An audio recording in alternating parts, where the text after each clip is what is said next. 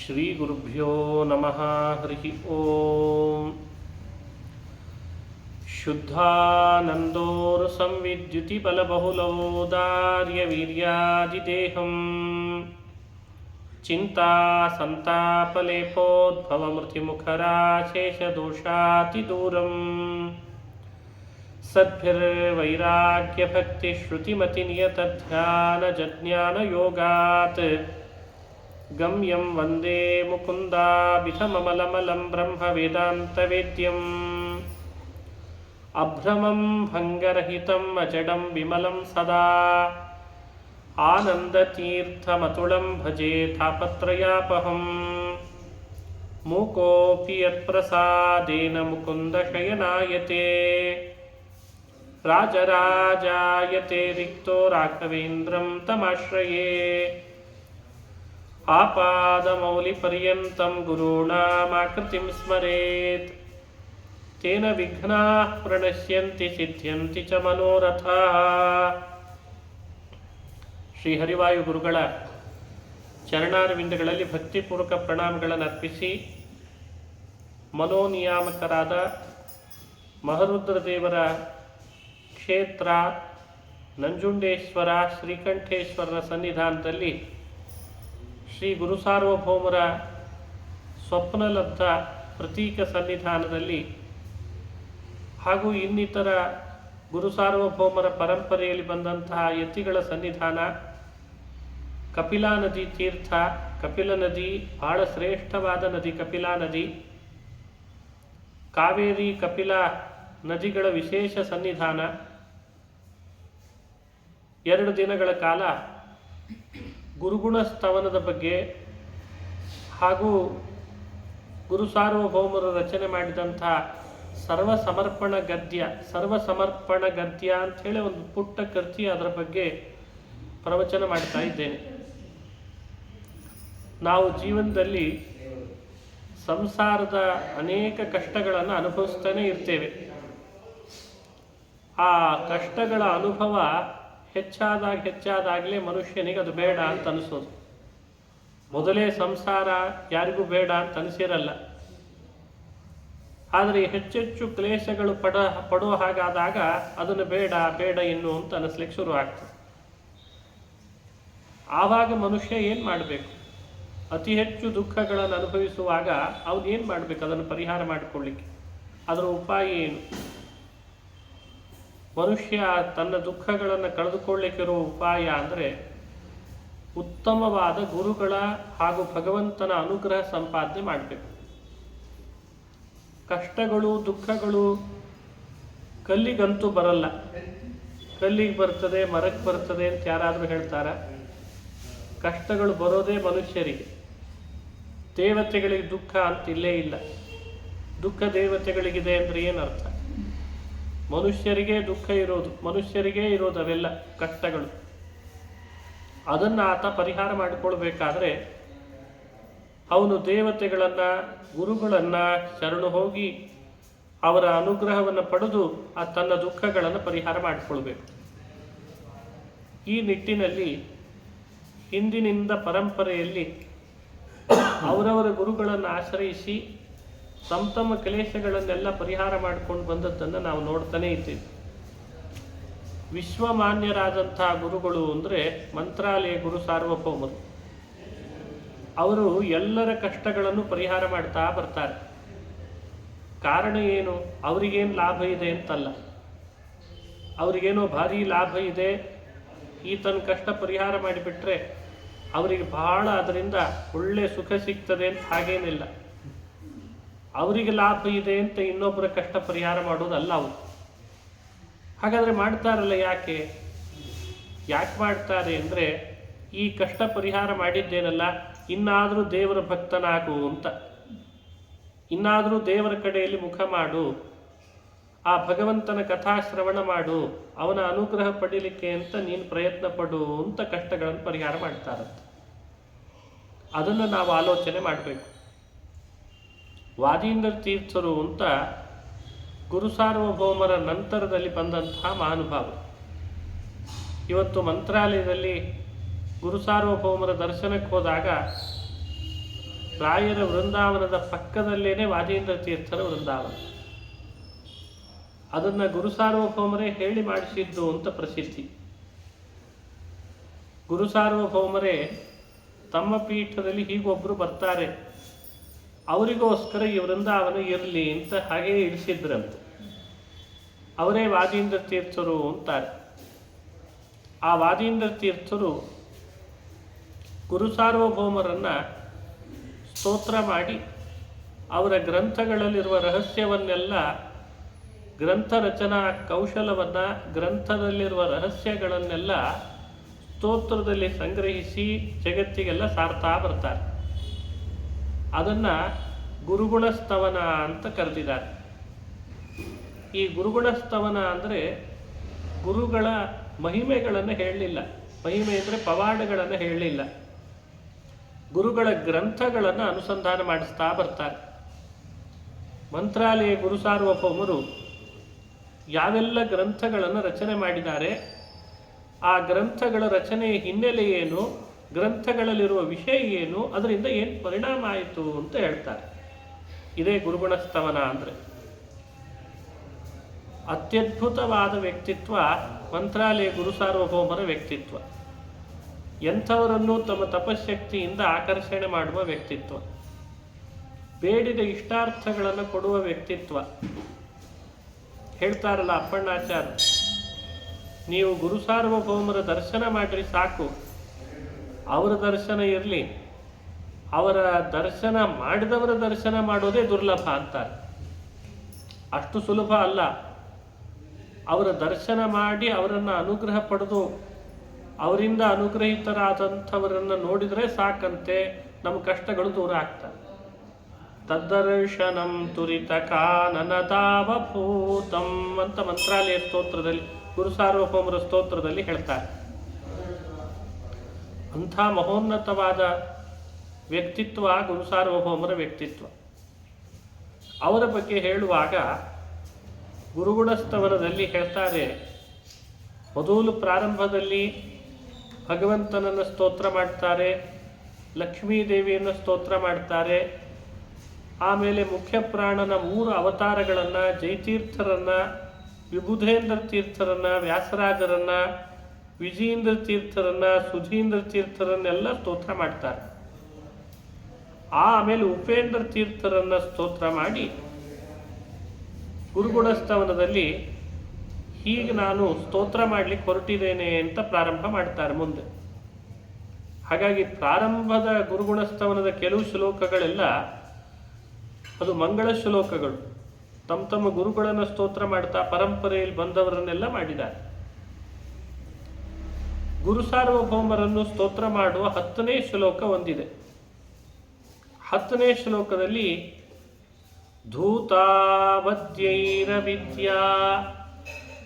ವಿಘಟನ ಪಟುಭಿಃ ವಿದ್ವದಭ್ಯರ್ಥನೀಯೈಃ ವಾಚಃ ಪ್ರಾಚಾಂ ಪ್ರವಾಚಾಂ ಉಪಚಯಮಭಜನ್ ಯತ್ಕೃತಗ್ರಂಥಜಾಲೈಃ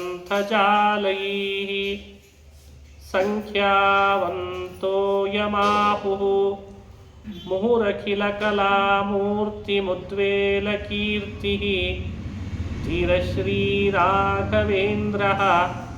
ಸದಿಶತು ಸತತಂ ಭವ್ಯಮವ್ಯಾಹತನ್ನಃ. ಇದು ಗುರು ಸಾರ್ವಭೌಮರನ್ನು ಕುರಿತು ವಾದೀಂದ್ರ ತೀರ್ಥರು ಹೇಳುವ ಮಾತು. ಅವರನ್ನು ಹೀಗೆ ಪ್ರಾರ್ಥನೆ ಮಾಡ್ತಾರೆ, ಧೀರಶ್ರೀ ರಾಘವೇಂದ್ರ ಅವ್ಯಾಹತಂ ಭವ್ಯಂ ನಹ ತಿಶತು. ಧೀರಶ್ರೀ ರಾಘವೇಂದ್ರ, ಧೀರ ಧೀರ ಅಂತ ಕರೀತಾರೆ. ಧೀರ ಅಂದರೆ ಯಾರನ್ನ ಧೀರ ಅಂತ ಕರಿಬೇಕು? ಮನಸ್ಸಿಗೆ ಎಷ್ಟೇ ವಿಕಾರ ಆಗೋ ಪ್ರಸಂಗಗಳಿದ್ರೂ ಯಾರ ಮನಸ್ಸು ವಿಕೃತವಾಗಲ್ಲ, ಹಾಗೆಯೇ ನಿಯಂತ್ರಣ ಮಾಡಿಕೊಂಡಿರ್ತಾರೆ, ಅವರನ್ನು ಧೀರ ಅಂತ ಕರೀತಾರೆ. ಕಾಳಿದಾಸ ಅಂತ ಒಬ್ಬ ದೊಡ್ಡ ಕವಿ.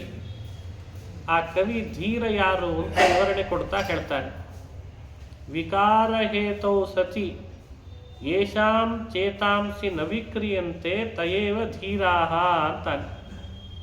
ವಿಕಾರ ಆಗುವ ಸಂದರ್ಭಗಳೆಲ್ಲ ಇರ್ತವೆ, ಆದರೂ ಯಾರ ಮನಸ್ಸು ವಿಕಾರ ಹೊಂದಲ್ವೋ ಅವರನ್ನು ಧೀರ ಅಂತ ಕರಿಬೇಕಂತೆ. ಮಂತ್ರಾಲಯ ಪ್ರಭುಗಳು ಯಾವ ರೀತಿಯಿಂದಲೂ ಮನಸ್ಸಿನ ವಿಕಾರಕ್ಕೊಳಗಾಗುವಂತೆ ಮಾಡ್ತಿರಲಿಲ್ಲ. ಅವರ ಮನಸ್ಸು ಯಾವಾಗಲೂ ಸ್ಥಿರವಾಗಿ ಭಗವಂತನಲ್ಲೇ ಸ್ಥಿರವಾಗಿರ್ತಿತ್ತು. ಅದಕ್ಕೆ ಅವರಿಗೆ ವಿಶೇಷ ಕೊಟ್ಟರು ವಾದೀಂದ್ರ ತೀರ್ಥರು. ಧೀರ ಶ್ರೀ ರಾಘವೇಂದ್ರ ಸದಿಶತು ಸತತಂ ಭವ್ಯಮವ್ಯಾಹತಂ ನಃ. ಅವ್ಯಾಹತಂ ಭವ್ಯಂ ದಿಶತು ನಃ, ಎಂದೂ ನಾಶವಾಗದಂತಹ ಅವ್ಯಾಹತವಾದಂತಹ ಒಂದು ಅದ್ಭುತವಾದ ಮಂಗಳವನ್ನು ನಮಗುಂಟು ಮಾಡ್ರಿ ಅಂತ ಪ್ರಾರ್ಥನೆ ಮಾಡ್ತಾರೆ. ಯಾರಿವರು, ಇವರ ವ್ಯಕ್ತಿತ್ವ ಏನು ಅಂತ ತಿಳಿಬೇಕಲ್ಲ, ಸುಮ್ಮನೆ ಹೇಳಬಾರ್ದು. ಅವರ ಮಹತ್ವ ತಿಳಿದು ಆಮೇಲೆ ಅವರನ್ನು ಪ್ರಾರ್ಥನೆ ಮಾಡಿಕೊಳ್ಬೇಕು. ಧೂತಾವದ್ಯೈರ ವಿದ್ಯಾ ವಿಘಟನ ಪಟುಭಿಃ ವಿದ್ವದಭ್ಯರ್ಥನೀಯೈಃ ವಾಚ ಪ್ರಾಚಾಂ ಪ್ರವಾಚಾಂ ಉಪಚಯಮಭಜನ್ ಯತ್ಕೃತ ಗ್ರಂಥಜಾಲೈಃ. ಕತ್ತಲು ಕವಿದಿರ್ತದೆ, ಏನು ಕಾಣಿಸ್ತಾ ಇರಲ್ಲ ದಾರಿಗಳಲ್ಲಿ. ಆವಾಗ ಈ ಸೂರ್ಯ ಇದ್ದಕ್ಕಿದ್ದ ಹಾಗೆ ಉದಯಿಸಿದ ಅಂದರೆ ಸೂರ್ಯನ ಕಿರಣಗಳು ಎಲ್ಲೆಡೆಯಲ್ಲಿ ಪಸರಿಸಿ ಕತ್ತಲೆಲ್ಲ ನಾಶ ಆಗಿ ದಾರಿ ಕಾಣಿಸ್ಲಿಕ್ಕೆ ಶುರು ಆಗ್ತದೆ. ಎಷ್ಟು ಸಂತೋಷ ಆಗ್ತದೆ, ಅಪ್ಪ ಅಂತೂ ಕತ್ತಲು ಕಳೀತು, ಬೆಳಕು ಬಂತು, ಇನ್ನೇನು ನಮಗೆ ತಡೆ ಇಲ್ಲ, ನಾವು ಆರಾಮಾಗಿ ಪ್ರಯಾಣ ಮಾಡ್ಬೋದು ಅಂತ ಅನಿಸ್ತದೋ ಇಲ್ಲೋ. ಕತ್ತಲು ಕಳೆದಾಗ ಬೆಳಕು ಬಂದರೆ ಬಹಳ ಸಂತೋಷ ಆಗ್ತದೆ, ಸೂರ್ಯನ ಕಿರಣಗಳು ಬಂದರೆ. ಮಂತ್ರಾಲಯ ಗುರು ಸಾರ್ವಭೌಮರು ಅವರು ಏನು ಗ್ರಂಥಗಳನ್ನು ರಚಿಸಿದ್ರಲ್ಲ, ಕೃತಿಗಳನ್ನು, ಆ ಒಂದೊಂದು ಕೃತಿಗಳು ಸೂರ್ಯನ ಕಿರಣಗಳಿದ್ದಾಗಂತೆ. ಲೋಕದಲ್ಲಿ ಸಾಕಷ್ಟು ಕತ್ತಲು ಕವಿದಿತ್ತು, ಮಂಕು ಕವಿದಿತ್ತು. ಯಾವ ಕತ್ತಲು ಅಂದರೆ ಅಜ್ಞಾನದ ಕತ್ತಲು ಅಂತಾರೆ. ಮನುಷ್ಯನಿಗೆ ತಪ್ಪು ತಿಳುವಳಿಕೆನೇ ಭಾಳ ದೊಡ್ಡ ಕತ್ತಲು. ಅನೇಕ ವಿಷಯಗಳಲ್ಲಿ ತಪ್ಪು ತಿಳುವಳಿಕೆಗಳು ಬಂದ್ಬಿಟ್ಟಿತ್ತು. ಅವಿದ್ಯಾ ವಿಘಟನ ಪಟುಭಿಃ ಅಂತಾರೆ. ಅವಿದ್ಯೆಯನ್ನು ದೊಡ್ಡ ಕತ್ತಲು, ಕಗ್ಗತ್ತಲು ಕವಿದು ಬಿಟ್ಟಿದೆ. ಯಾರಿಂದಲೂ ಕಳೀಲಿಕ್ಕಾಗ್ತಾ ಇಲ್ಲ, ಯಾರಿಗೂ ದಾರಿಯಲ್ಲಿ ಪ್ರಯಾಣ ಮಾಡಲಿಕ್ಕಾಗ್ತಿಲ್ಲ, ಮುಟ್ಟಬೇಕಾದಂಥ ಸರಿಯಾದ ಗೋಲನ್ನು ಮುಟ್ಲಿಕ್ಕಾಗ್ತಾ ಇಲ್ಲ. ಈ ಸ್ಥಿತಿ ಬಂದಿತ್ತಂತೆ. ಯಾವಾಗ ಮಂತ್ರಾಲಯ ಗುರು ಸಾರ್ವಭೌಮರು ಗ್ರಂಥಗಳನ್ನು ರಚನೆ ಮಾಡಿ, ವ್ಯಾಖ್ಯಾನಗಳನ್ನು ರಚನೆ ಮಾಡಿ ಕೊಟ್ಟರೋ ಸಜ್ಜನ ಸಮುದಾಯಕ್ಕೆ, ಆ ಕಾಲದ ಎಲ್ಲ ವಿದ್ವಾಂಸರು ಒಕ್ಕೊರಳಿನಿಂದ ಇವರನ್ನು ಹೊಗಳಿದ್ರಂತೆ. ನೀವೇ ನಮಗೆ ಸರಿಯಾದ ಮಾರ್ಗದರ್ಶಕರು. ಸಂಖ್ಯಾವಂತೋ ಯಮಾಹುಹು ಮುಹುರಖಿಲ ಕಲಾಮೂರ್ತಿ ಮುದ್ವೇಲ ಕೀರ್ತಿ. ಅಖಿಲ ಕಲಾಮೂರ್ತಿ ಮುದ್ವೇಲ ಕೀರ್ತಿ ಅಂತಾರೆ ವಾದೀಂದ್ರ ತೀರ್ಥರು. ಮಂತ್ರಾಲಯ ಗುರು ಸಾರ್ವಭೌಮರಿಗೆ ಇಂಥ ಕಲೆ ಗೊತ್ತಿರಲಿಲ್ಲ ಅಂತಿಲ್ಲ. ಅವರಿಗೆ ವೀಣೆ ಬರ್ತಿತ್ತಂತೆ, ವೀಣೆ ಚೆನ್ನಾಗಿ ನುಡಿಸ್ತಾ ಇತ್ತು. ಅಷ್ಟು ವೀಣೆಯಲ್ಲಿ ಕರಗತವಾದ ಪಾಂಡಿತ್ಯ. ಯಾಕೆ ಅಂದರೆ ಅವರು ಪೂರ್ವಾಶ್ರಮದಿಂದ ವೈಣಿಕ ವಂಶಸ್ಥರು ಅಂತಾರೆ. ವೀಣೆಯವರಿಗೆ ಸಹಜವಾಗಿ ಬಂದಿತ್ತು. ಇನ್ನಿತರ ಕಲೆಗಳು, ಸಂಗೀತ ಅದು ಅವರಿಗೆ ಒಲಿದಿತ್ತು, ಸಾಹಿತ್ಯ ಅದು ಒಲಿದಿತ್ತು. ಸಾಲಂಕಾರಕ ಕಾವ್ಯ ನಾಟಕ ಕಲಾ ಕಾಣಾದ ಪಾತಂಜಲ ತ್ರಯ್ಯರ್ಥ ಸ್ಮೃತಿ ಚೈಮಿನೀಯ ಕವಿತಾ ಸಂಗೀತ ಪಾರಂಗತಃ. ನೋಡಿ, ಎಲ್ಲದರಲ್ಲಿ ಪ್ರಾವೀಣ್ಯತೆ ಇತ್ತು ಅಂತ ಸಂಗ್ರಹ ಮಾಡ್ತಾರೆ ಅಪ್ಪಣ್ಣಾಚಾರ್ಯ. ಎಲ್ಲ ಬರ್ತಿತ್ತಂತವ್ರಿಗೆ, ಒಂದು ಬರ್ತಿರ್ಲಿಲ್ಲ ಅಂತಾರವ್ರು. ಅವ್ರಿಗೇನು ಬರ್ತಿರ್ಲಿಲ್ಲ ಗೊತ್ತೇ, ನಿಮಗೆ ಆಶ್ಚರ್ಯ ಆಗ್ತದೆ. ಅದನ್ನು ಮಾರಾಟ ಮಾಡೋದೊಂದು ಬರ್ತಿರ್ಲಿಲ್ಲ. ಇವತ್ತು ದೇವರು ಎಲ್ಲರಿಗೂ ಕೊಟ್ಟಿರ್ತಾನೆ ಒಂದೊಂದು ಕಲೆಗಳನ್ನು, ಆದರೆ ಎಲ್ಲವನ್ನು ದೇವರಿಗೆ ವಿನಿಯೋಗಿಸದೇನೆ ಮಾರಾಟ ಮಾಡೋದನ್ನು ಚೆನ್ನಾಗಿ ವಿನಿಯೋಗಿಸ್ತಾನೆ. ಒಳ್ಳೆ ವಾದ್ಯ ಬಂತ, ಹೇಗೆ ಮಾರಾಟ ಮಾಡಲಿ? ಒಳ್ಳೆ ಚೆನ್ನಾಗಿ ಕೊಳಲು ನುಡಿಸ್ತಾನ, 4 ಜನರಿಗೆ ಅದನ್ನು ಹಂಚ್ತಾನೆ ಅಂತಲ್ಲ, ಅದರಿಂದ ನಾನು ಹಣ ಹೇಗೆ ಸಂಪಾದಿಸ್ಲಿ? ವೀಣೆ ಬಂತ, ಅದನ್ನು ನಾನು ಹೇಗೆ ಎಲ್ಲರಿಗೂ ಕೂಡ ಮಾರಾಟ ಮಾಡಲಿ? ಇವತ್ತೆಲ್ಲ ವ್ಯವಹಾರ. ಆದರೆ ಮಂತ್ರಾಲಯ ಪ್ರಭುಗಳು ಎಷ್ಟೇ ಪೂರ್ವಾಶ್ರಮದಲ್ಲಿ ಬಡತನ ಇದ್ದರೂ ಕೂಡ ಒಬ್ಬರಿಗೂ ಕೂಡ ಅವರು ವೀಣೆಯ ವಿದ್ಯೆಯನ್ನು ಮಾರಾಟ ಮಾಡಿ ತಮ್ಮ ಹೊಟ್ಟೆ ತುಂಬಿಸ್ಕೊಳ್ಳಿಲ್ಲ. ಒಬ್ರು ಯಾರೋ ಬಂದು ಅಂದ್ರಂತೆ, ಇಷ್ಟ್ಯಾಕೆ ಬಡತನದಲ್ಲಿದ್ದೀರಿ, ನಿಮಗೆ ಹೇಗೆ ವಂಶ ಪಾರಂಪರಿಕವಾಗಿ ವೀಣೆ ವಿದ್ಯೆ ಕರಕುಶಲರು, ನೀವು ಚೆನ್ನಾಗಿ ವೀಣೆ ನುಡಿಸ್ತೀರಿ, ಒಬ್ಬ ರಾಜಕುಮಾರನಿಗೋ ವೀಣೆ ಹೇಳ್ಕೊಡ್ತೀನಿ ಅಂತಂದರೆ ತಂಜಾವೂರಿನಲ್ಲಿ ದೊಡ್ಡ ಆಸ್ಥಾನ ಪಂಡಿತನ್ ಮಾಡಿಬಿಡ್ತಾರೆ, ನಿಮ್ಮನ್ನು ಪಾಠ ಮಾಡ್ತೀನಿ ಅಂತ ಸೇರ್ಕೊಳ್ರಿ, ಒಂದಿಷ್ಟು ಸಂಭಾವನೆ ಕೊಡ್ತಾರೆ, ಚೆನ್ನಾಗಿ ಸಿರಿವಂತರಾಗಿ ನೀವು ನಿಮ್ಮ ಮನೆಯವಳು ಹೇಗೆ ಮೆರಿಬೋದು, ಯಾಕೆ ಇದು ಏನು ಇಟ್ಕೊಂಡು ಕೂತೀರಿ ಅಂತ ಬೈದ್ರಂತೆ. ಯಾರೋ ಪಾಪ ಭಾಳ ಅವರ ದುಃಖ, ಅವರ ಕಷ್ಟ, ಅವರ ಬಡತನ ನೋಡ್ಲಿಕ್ಕೆ ಆಗದೇನೆ ಅವರ ಮೇಲೆ ಅನುಕಂಪದಿಂದ, ಅಯ್ಯೋ ಯಾಕಿಷ್ಟು ದುಃಖ ಪಡಬೇಕು ನೀವು, ಹೋಗ್ರಿ ಎಲ್ಲಾದರೂ ಒಬ್ಬರು ದೊಡ್ಡ ರಾಜನ ಆಸ್ಥಾನದಲ್ಲಿ ಇರ್ಬೋದಲ್ಲವೇ, ವಿದ್ಯೆ ಇದೆ. ಅದಕ್ಕೆ ಮಂತ್ರಾಲಯ ಪ್ರಭುಗಳು ಏನು ಉತ್ತರ ಕೊಟ್ಟರು, ದೇವರು ಕೊಟ್ಟ ವಿದ್ಯೆ ಮಾರಾಟಕ್ಕಲ್ಲ ಅಂತಂದ್ರಂತ. ವೀಣೆ ನನಗೆ ಬರ್ತದೆ ಅಂದರೆ ಮಾರಾಟಕ್ಕಲ್ಲ, ಅದು ದೇವರನ್ನು ಪ್ರೀತಿ ಪಡಿಸ್ಲಿಕ್ಕೆ ನಾನು ನುಡಿಸ್ತೇನೆ ಹೊರತು ಮನುಷ್ಯರನ್ನು ಪ್ರೀತಿ ಪಡಿಸ್ಲಿಕ್ಕಲ್ಲ. ನನಗೆ ವೇದಾಂತ ವಿದ್ಯೆ ಬಹಳ ದೊಡ್ಡ ಸಂಪತ್ತು, ಎಲ್ರಿಗೂ ಬರುವಂಥದ್ದಲ್ಲ. ಅಂಥ ವೇದಾಂತ ವಿದ್ಯೆ ಎನ್ನುವ ಶ್ರೀಮಂತಿಕೆ ನನಗಿದೆ, ನಾನೆಲ್ಲಿ ಬಡವ ಅಂತಂದ್ರಂತ. ನೋಡಿ ಅವ್ರ ಯೋಚನೆ ಹೇಗಿತ್ತು, ವೇದಾಂತ ವಿದ್ಯೆ ವೇದ ವಿದ್ಯೆನೇ ಶ್ರೀಮಂತಿಕೆ ಅಂತಿದ್ರಂತೆ. ಕೊಟ್ಟಂತಹ ಕಲೆಗಳೆಲ್ಲ ದೇವರನ್ನು ಪ್ರೀತಿ ಪಡಿಸ್ಲಿಕ್ಕೆ ಅಂತಿದ್ರಂತೆ. ಈ ಬಡತನ ಇವತ್ತಿರ್ತದೆ, ನಾಳೆ ಸಿರಿತನ ಬರ್ತದೆ, ಸಿರಿತನ ಇವತ್ತಿರ್ತದೆ, ನಾಳೆ ಬಡತನ ಬರ್ತದೆ, ಇದು ಶಾಶ್ವತ ಅಲ್ಲ ಅಂದ್ರಂತೆ. ಇದು ಶಾಶ್ವತ ಅಲ್ಲ, ಆ ಭಗವಂತ ಒಬ್ಬನೇ ಶಾಶ್ವತ, ಅವನನ್ನು ಪ್ರೀತಿ ಪಡಿಸೋದೇ ಸರಿಯಾದ ದಾರಿ. ಇವತ್ತಿರೋದು ನಾಳೆ ಹೋಗೋದು ಯೋಚನೆ ಮಾಡಬಾರ್ದು, ಇವತ್ತು ಹೇಗಿದ್ರೂ ಸರಿ ಅವನ ಪ್ರೀತಿ ಪಟ್ಟರೆ ಸಾಕು ಅಂತಿದ್ರಂತೆ. ಅಂದ್ರೆ ಅಖಿಲ ಕಲಾಮೂರ್ತಿ ಮುದ್ವೇಲ ಕೀರ್ತಿ, ಸಕಲ ಕಲಾಮೂರ್ತಿಗಳಾಗಿ ಯಾವುದನ್ನು ಧರ್ಮ ಮಾರ್ಗದಿಂದ ಬಿಡದೆ ಜಾರದೆ ಧೀರಶ್ರೀ ರಾಘವೇಂದ್ರ ಸದಿಶತು ಸತತಂ ಭವ್ಯಮವ್ಯಾಹ ತನ್ನಃ. ಹೀಗೆ ಅವರನ್ನು ಪ್ರಾರ್ಥನೆ ಮಾಡಿ ಅವರ ಸ್ತೋತ್ರವನ್ನು ಮಾಡ್ತೇನೆ ಅಂತ ಪ್ರಾರಂಭ ಮಾಡ್ತಾರೆ. ಮುಂದೆ 14ನೇ ಶ್ಲೋಕದಲ್ಲಿ ಹೇಳುವಾಗ ಗುರು ಸಾರ್ವಭೌಮರ ಚರಿತ್ರೆಯನ್ನು ಮಹಿಮೆಯನ್ನು ವರ್ಣನೆ ಮಾಡಲಿಕ್ಕೆ ಹೊರಟಿದ್ದೀರಲ್ಲ, ಯಾಕೆ ಅವರ ಮಹಿಮೆಯನ್ನು ವರ್ಣನೆ ಮಾಡ್ತೀರಿ ಅಂತ ಯಾರಾದರೂ ಕೇಳಬಹುದಲ್ಲ, ಏನಾದರೂ ಬೇಕಲ್ಲ ಲಾಭ, ಅದಕ್ಕೂ ಉತ್ತರ ಕೊಡಬೇಕು. ಮೇಲಾಗಿ ಗುರು ಸಾರ್ವಭೌಮರ ಧ್ಯಾನ ಎಷ್ಟು ಅದ್ಭುತ ಅಂತ ಹೇಳಬೇಕಲ್ಲ, ಅದಕ್ಕೆ ಅವರು ಉದಾಹರಣೆ ಕೊಟ್ಟು ವರ್ಣನೆ ಮಾಡ್ತಾರೆ. ಮಂತ್ರಾಲಯ ಗುರು ಸಾರ್ವಭೌಮರ ಹೃದಯದ ಆಕಾಶ ಸದಾ ಜ್ಞಾನದ ಪ್ರಕಾಶದಿಂದ ತುಂಬಿದೆ ಅಂತ ಅದನ್ನು ವರ್ಣನೆ ಮಾಡ್ತಾರೆ. ಯದ್ಭಾನೋ ಯತ್ಕೃಶಾನೋ ಯದಮೃತ ಕಿರಣೇ ಯದ್ಗ್ರಹೇಷೂದಿತೇಷು ಜ್ಯೋತಿರ್ಯತ್ತಾರಕಾಸು ಪ್ರಥಿತಮಣಿಷು ಯತ್ಯಚ್ಚ ಸೌದಾಮಿನೀಷು ಸಂಭೂಯೈ ತತ್ಸಮಸ್ತಂ ತ್ವದಮಿತ ಹೃದಯಾಕಾಶ ನಿರ್ಯತ್ಪ್ರಕಾಶೇ ಧೀರಶ್ರೀ ರಾಘವೇಂದ್ರ ವ್ರತಿವರ ಭಜತೆ ಹಂತ ಖದ್ಯೋತರೀತಿಂ. ಎಷ್ಟು ಚೆನ್ನಾಗಿದೆ ನೋಡಿ ಶ್ಲೋಕ ಇದು. ಸಂಸ್ಕೃತದಲ್ಲಿ ಖದ್ಯೋತ ಅಂದರೆ ಮಿಣುಕು ಹುಳ. ಈ ಮಿಣುಕು ಹುಳ ಅಂತ ಬರ್ತದೆ, ನೋಡಿರ್ತೀವಿ, ಅದು ಕತ್ತಲಲ್ಲಿ ಭಾರಿ ಮಿನುಗುತ್ತಿರ್ತದೆ. ಅದನ್ನು ಖದ್ಯೋತ ಅಂತ ಸಂಸ್ಕೃತದಲ್ಲಿ ಕರೀತಾರೆ. ಇವರ ಹೃದಯಾಕಾಶದಿಂದ ಹೊರಹೊಮ್ಮುವ ಜ್ಞಾನದ ಪ್ರಕಾಶ ಎಷ್ಟು ಅಪಾರ ಅಂದರೆ ಅದಕ್ಕೆ ಅವರು ಕೊಡೋ ಉದಾಹರಣೆಗಳು ನೋಡು.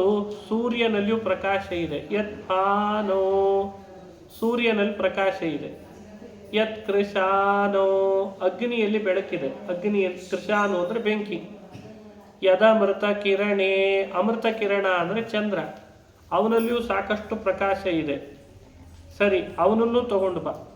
ಯದ್ಗ್ರಹೇಶು ಜಿತೇಶು, ಗ್ರಹ, ಬೇರೆ ಬೇರೆ ಗ್ರಹಗಳ ಆಕಾಶದಲ್ಲಿ ಮಿನುಗ್ತಾವಲ್ಲ, ಅವುಗಳನ್ನು ತಗೋ. ಜ್ಯೋತಿರ್ ಯತ್ತಾರಕಾಸು, ನಕ್ಷತ್ರಗಳು, ಅಲ್ಲಲ್ಲಿ ಇರುವಂಥ ನಕ್ಷತ್ರ, ಇನ್ನಿತರ ಸೂರ್ಯಕಾಂತ ಚಂದ್ರಕಾಂತ ಅಂತ ಮಣಿಗಳಿದ್ದಾವೆ, ಬೆಳಕಿನ ಮಣಿಗಳು.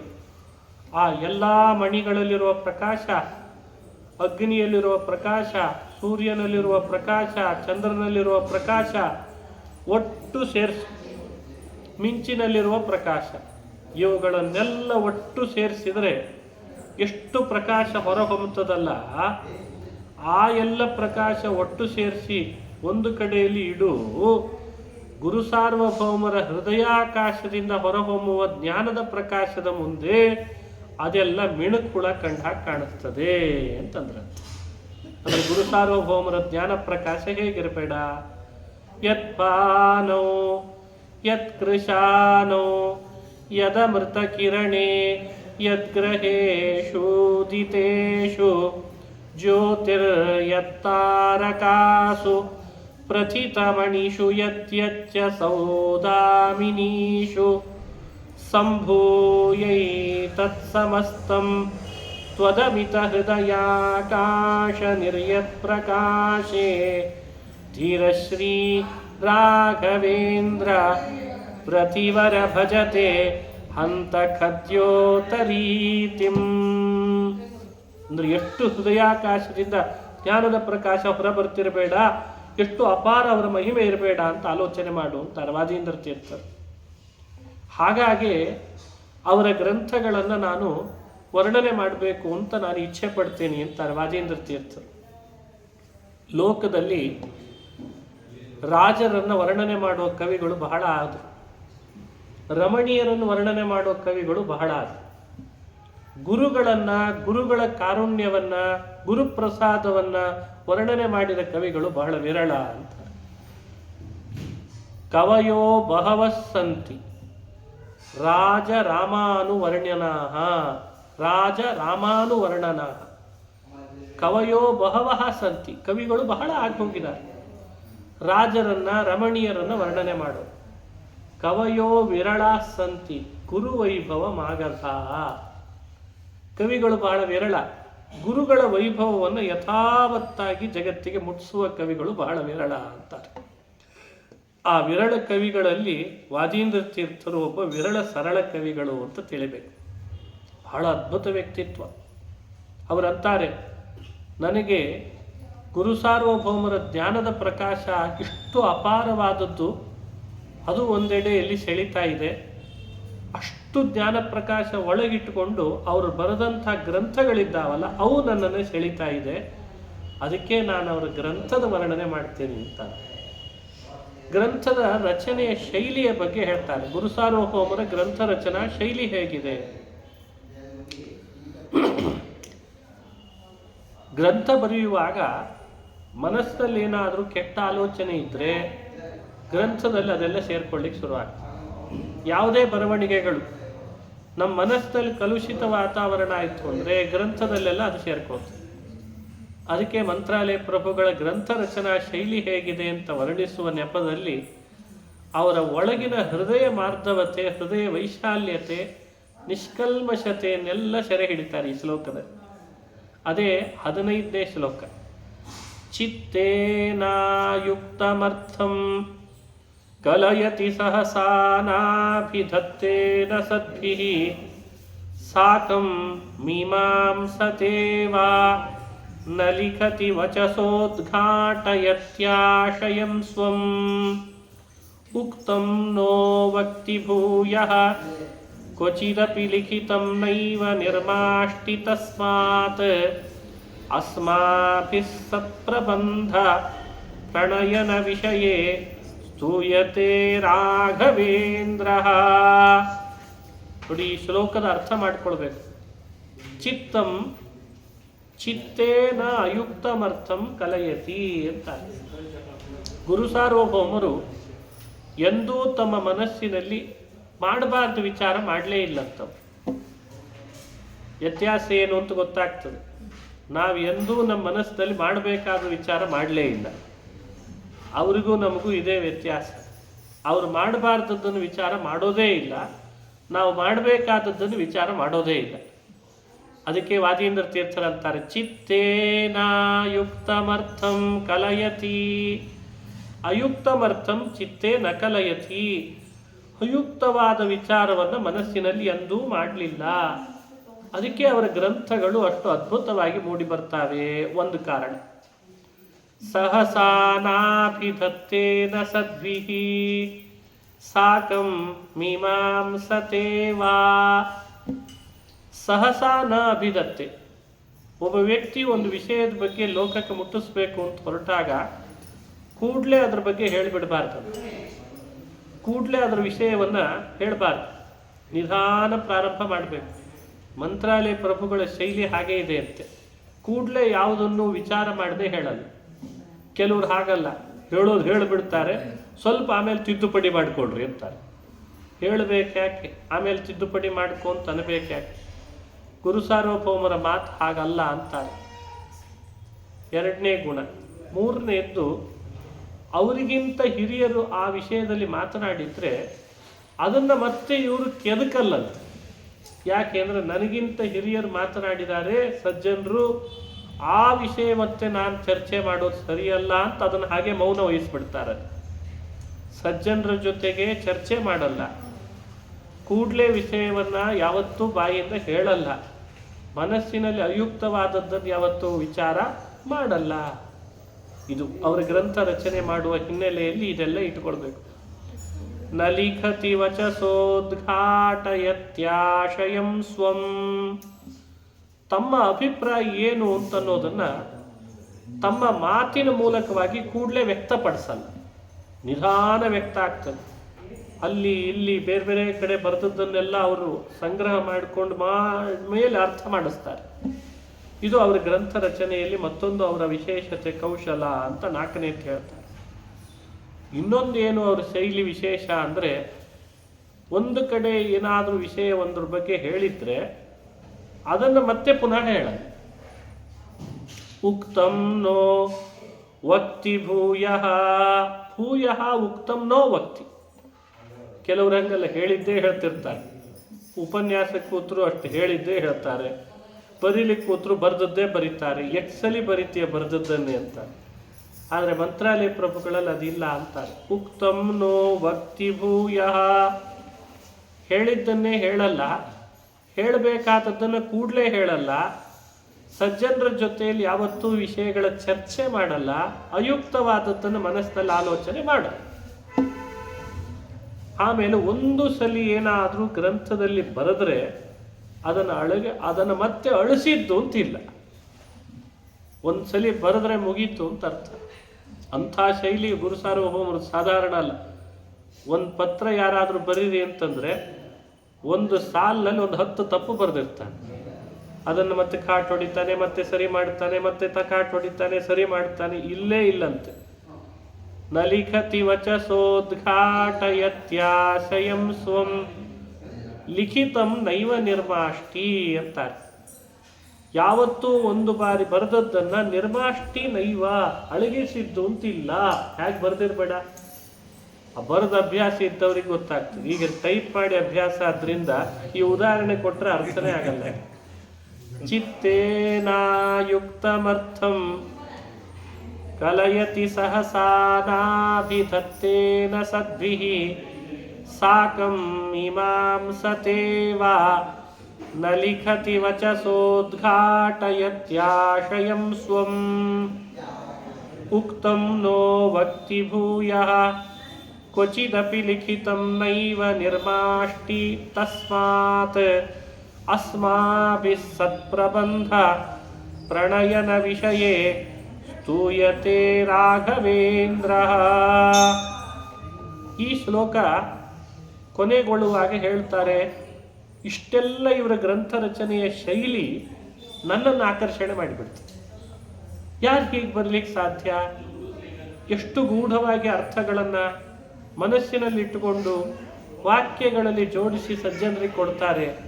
ಹೇಳಿದ್ದನ್ನು ಹೇಳಲ್ಲ, ಬರೆದದ್ದನ್ನು ಕಾಟ್ ಹೊಡೆಯಲ್ಲ, ಅಯುಕ್ತವಾದದ್ದನ್ನು ಮನಸ್ಸಲ್ಲಿ ಚಿಂತನೆ ಮಾಡಲ್ಲ, ಸಜ್ಜನರ ಜೊತೆಗೆ ವಾದ ಮಾಡಲ್ಲ. ಇಷ್ಟು ಅಪೂರ್ವವಾದ ಈ ಶೈಲಿ ಆಕರ್ಷಣೆ ಮಾಡದೇ ಇರ್ತದೆ ನಮ್ಮನ್ನು ಅಂತ. ಹಾಗಾಗಿ ನಾನು ಅವರ ಮಹಿಮೆಯನ್ನು ವರ್ಣಿಸ್ತೇನೆ ಅಂದರೆ ಏನು ವರ್ಣಿಸ್ತೇನೆ? ಅವರ ಗ್ರಂಥಗಳನ್ನೇ ವರ್ಣಿಸ್ತೇನೆ. ತಸ್ಮಾತ್ ಅಸ್ಮಾಭಿಃ ಸತ್ಪ್ರಬಂಧ ಪ್ರಣಯನ ವಿಷಯೇ. ಪ್ರಬಂಧ ಅಂದರೆ ಗ್ರಂಥಗಳು. ಅವರು ರಚನೆ ಮಾಡಿದ ಪ್ರಬಂಧಗಳು, ಗ್ರಂಥಗಳ ವಿಷಯದಲ್ಲಿ 4 ಮಾತನ್ನು ನಾನು ಹೇಳಬೇಕು ಅಂತ ಹೊರಟಿದ್ದೇನೆ.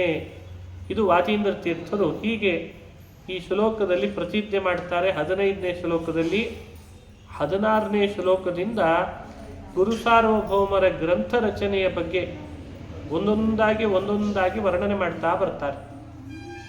ಪೂರ್ವಾಶ್ರಮದಲ್ಲೇ ಗುರುಸಾರ್ವಭೌಮರು ಮಧ್ವಾಚಾರ್ಯರ ಮೇಲೆ ವಿಶೇಷ ಭಕ್ತಿ, ವಾಯುದೇವರಾದ್ದರಿಂದ ಅವರ ಗ್ರಂಥಗಳನ್ನು ಚೆನ್ನಾಗಿ ಅಧ್ಯಯನ ಮಾಡಿದವರು. ವಾಯುದೇವರ ಅವತಾರ ಮಧ್ವಾಚಾರ್ಯರನ್ನು ಸ್ತೋತ್ರ ಮಾಡಿದವರು ನಾರಾಯಣ ಪಂಡಿತರು. ನಾರಾಯಣ ಪಂಡಿತರು ಮಧ್ವಾಚಾರ್ಯರನ್ನ ಕಣ್ಣಾರೆ ಕಂಡವರು.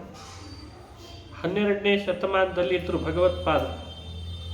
ನಾರಾಯಣ ಪಂಡಿತರು ಮಧ್ವ ವಿಜಯ ಅಂತ ಒಂದು ಗ್ರಂಥ ಬರೆದಿದ್ದಾರೆ. ಆ ಮಧ್ವ ವಿಜಯದ ಸಂಗ್ರಹ ಅಣುಮಧ್ವ ವಿಜಯ ಅಂತ ಮಾಡಿದ್ದಾರೆ. ಅದಕ್ಕೆ ಪ್ರಮೇಯ ನವಮಾಲಿಕಾ ಅಂತ ಹೇಳಿ ಕರೀತಾರೆ. ಶ್ರೀಶ ಪ್ರೀತ್ಯೈ ಪ್ರಜಾತಃ ಸುಮಹಿತ ಮಹಿಮಾ ಶ್ರೀ ಹನುಮಾನ್ ನಿದೇಶಾತ್ ಹೀಗೆ ಪ್ರಾರಂಭ ಆಗ್ತದೆ. ಆ ಅಣುಮಧ್ವ ವಿಜಯದಲ್ಲಿ ಮಧ್ವಾಚಾರ್ಯರ ಜೀವನ ಚರಿತ್ರೆಯನ್ನೆಲ್ಲ ಸೆರೆ ಹಿಡಿದಿದ್ದಾರೆ. ಮಧ್ವ ವಿಜಯ ಬರೆದ್ರು. 1008 ಶ್ಲೋಕದಷ್ಟು ವಿಸ್ತಾರ ಕಾವ್ಯ. 16 ಸರ್ಗ ಇದೆ. 1008 ಶ್ಲೋಕ ದಿನ ಹೇಳಬೇಕಾದ್ರೆ ಅದನ್ನು ಹೇಳಬೇಕಾದ್ರೆ ಒಂದು 3-3.5 ಗಂಟೆ ಬೇಕು ಪಾರಾಯಣ ಮಾಡಲಿಕ್ಕೆ. ನಾರಾಯಣ ಪಂಡಿತರಿಗೆ ಅನಿಸ್ತಂತೆ, ನಾನು ಬರೆದ ಮಧ್ವ ವಿಜಯ ಬಹಳ ವಿಸ್ತಾರ ಆಯಿತು, ದಿನ ಹೇಳ್ಕೊಳ್ಬೇಕು ಅಂದರೆ ಅಷ್ಟು ಸುಲಭ ಆಗಲ್ಲ ಸಮಯ ಎಲ್ರಿಗೂ. ಒಂದು ಪುಟ್ಟ ಕಾವ್ಯ ರಚಿಸೋಣ ಅಂತ ಆ 16 ಸರ್ಗವನ್ನು 32 ಶ್ಲೋಕದಲ್ಲಿ ರಚನೆ ಮಾಡಿದರು. ಆ 32 ಶ್ಲೋಕದ ಮಧ್ವ ವಿಜಯ ಸಂಗ್ರಹವನ್ನೇ ಅಣುಮಧ್ವ ವಿಜಯ ಅಂತ ಕರೀತಾರೆ. ಮಂತ್ರಾಲಯ ಪ್ರಭುಗಳು ಪೂರ್ವಾಶ್ರಮದಲ್ಲಿ ವೆಂಕಟನಾಥಾಚಾರ್ಯ ಆದಾಗಲೇ ಆ ಅಣುಮಧ್ವ ವಿಜಯ ಮಧ್ವ ವಿಜಯ ದಿನಾ ಪಾರಾಯಣ ಮಾಡ್ತಿದ್ರಂತೆ. ಒಂದು ದಿನವೂ ಬಿಟ್ಟವರಲ್ಲ. ಅದಕ್ಕೆ ಇಂಥ ಸಿದ್ಧಿ ಅವರಿಗೆ. ವಾಯುದೇವರನ್ನ ಒಲಿಸ್ಕೊಂಡ್ರೆ ಜಗತ್ತಿನಲ್ಲೆಲ್ಲ ಮಾನ್ಯರಾಗ್ತಾರೆ. ಮಧ್ವಾಚಾರ್ಯರ ಸ್ತೋತ್ರ ಅದನ್ನು ಚೆನ್ನಾಗಿ ಪಾರಾಯಣ ಮಾಡಬೇಕು.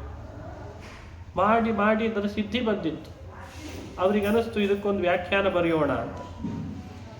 ಅದಕ್ಕೆ ಮಧ್ವ ವಿಜಯದ ಸಂಗ್ರಹ ಅಣುಮಧ್ವ ವಿಜಯ. ಪ್ರತಿ ಶ್ಲೋಕದ ಪ್ರತಿ ಪದಗಳಿಗೆ ವ್ಯಾಖ್ಯಾನ ಬರೆದ್ಬಿಟ್ಟು ಆ ಪ್ರಮೇಯ ನವಮಾಲಿಕಾ ಗ್ರಂಥಕ್ಕೆ ಅಂದರೆ ಅಣುಮಧ್ವ ವಿಜಯಕ್ಕೆ ವ್ಯಾಖ್ಯಾನ ಬರೆದ್ರಲ್ಲ, ಅದಕ್ಕೆ ಕವಿಗಳಾದ ವಾದೀಂದ್ರ ತೀರ್ಥರಂತಾರೆ, ನೀವು ಯಾವಾಗ ಆ ಗ್ರಂಥಕ್ಕೆ ವ್ಯಾಖ್ಯಾನ ಬರೆದ್ರೋ ಆಗಲೇ ನಿಮಗೆ ಸನ್ಯಾಸ ಕೊಡಿಸೋದು ಅಂತ ನಿಶ್ಚಯ ಆಗಿಬಿಡ್ತು ಅಂತಂದ್ರು.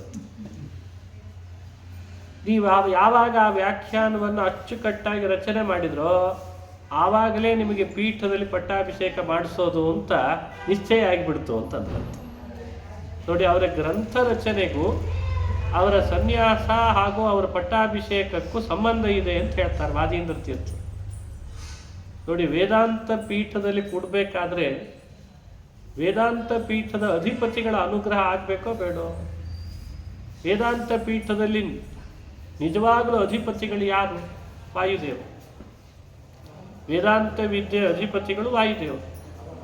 ಆ ವಿದ್ಯೆಯ ಅಧಿಪತಿಗಳಾದ ವಾಯುದೇವರ ಪತ್ನಿ ಸರಸ್ವತಿ, ಅವಳೇ ಭಾರತಿ.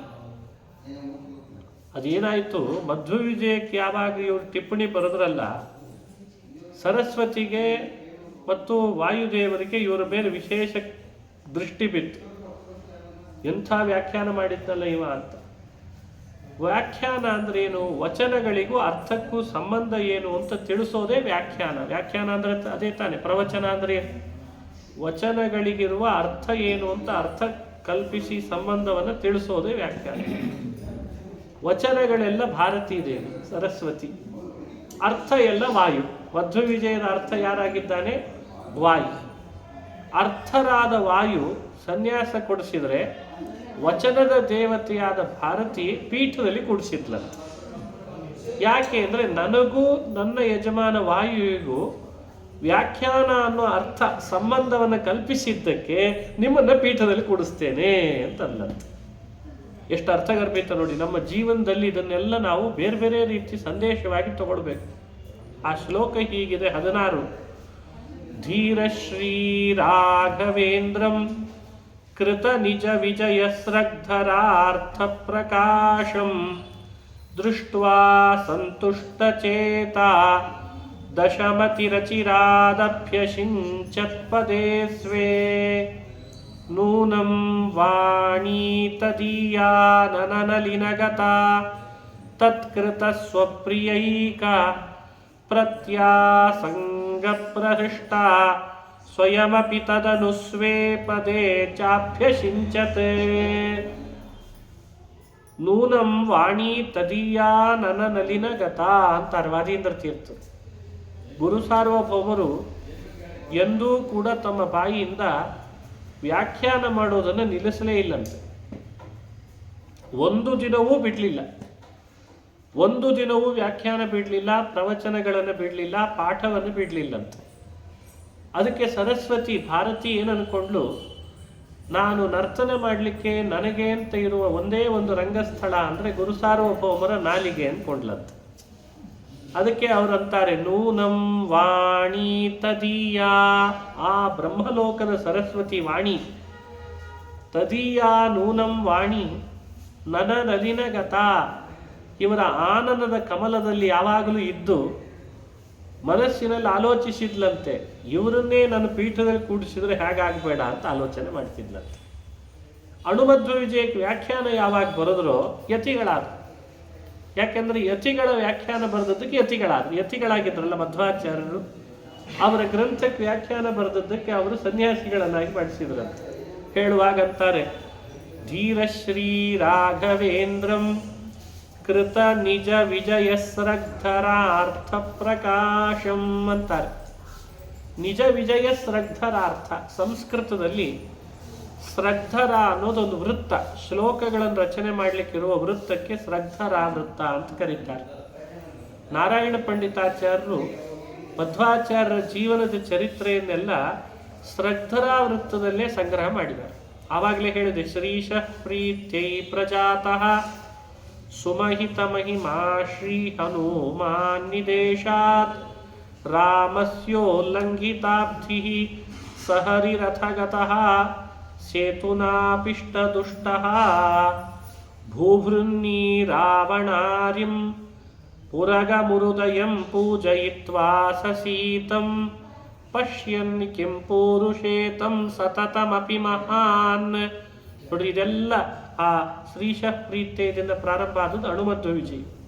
ಇದು ಸ್ರಗ್ಧರ ವೃತ್ತದಲ್ಲಿ ರಚನೆ ಮಾಡಿದ್ದಾರೆ. ಈ ಸ್ರಗ್ಧರ ವೃತ್ತದಲ್ಲಿರೋ ಶ್ಲೋಕಗಳನ್ನೆಲ್ಲ ನೋಡಿ ಬಹಳ ಸಂತೋಷ ಆಯ್ತಂತೆ.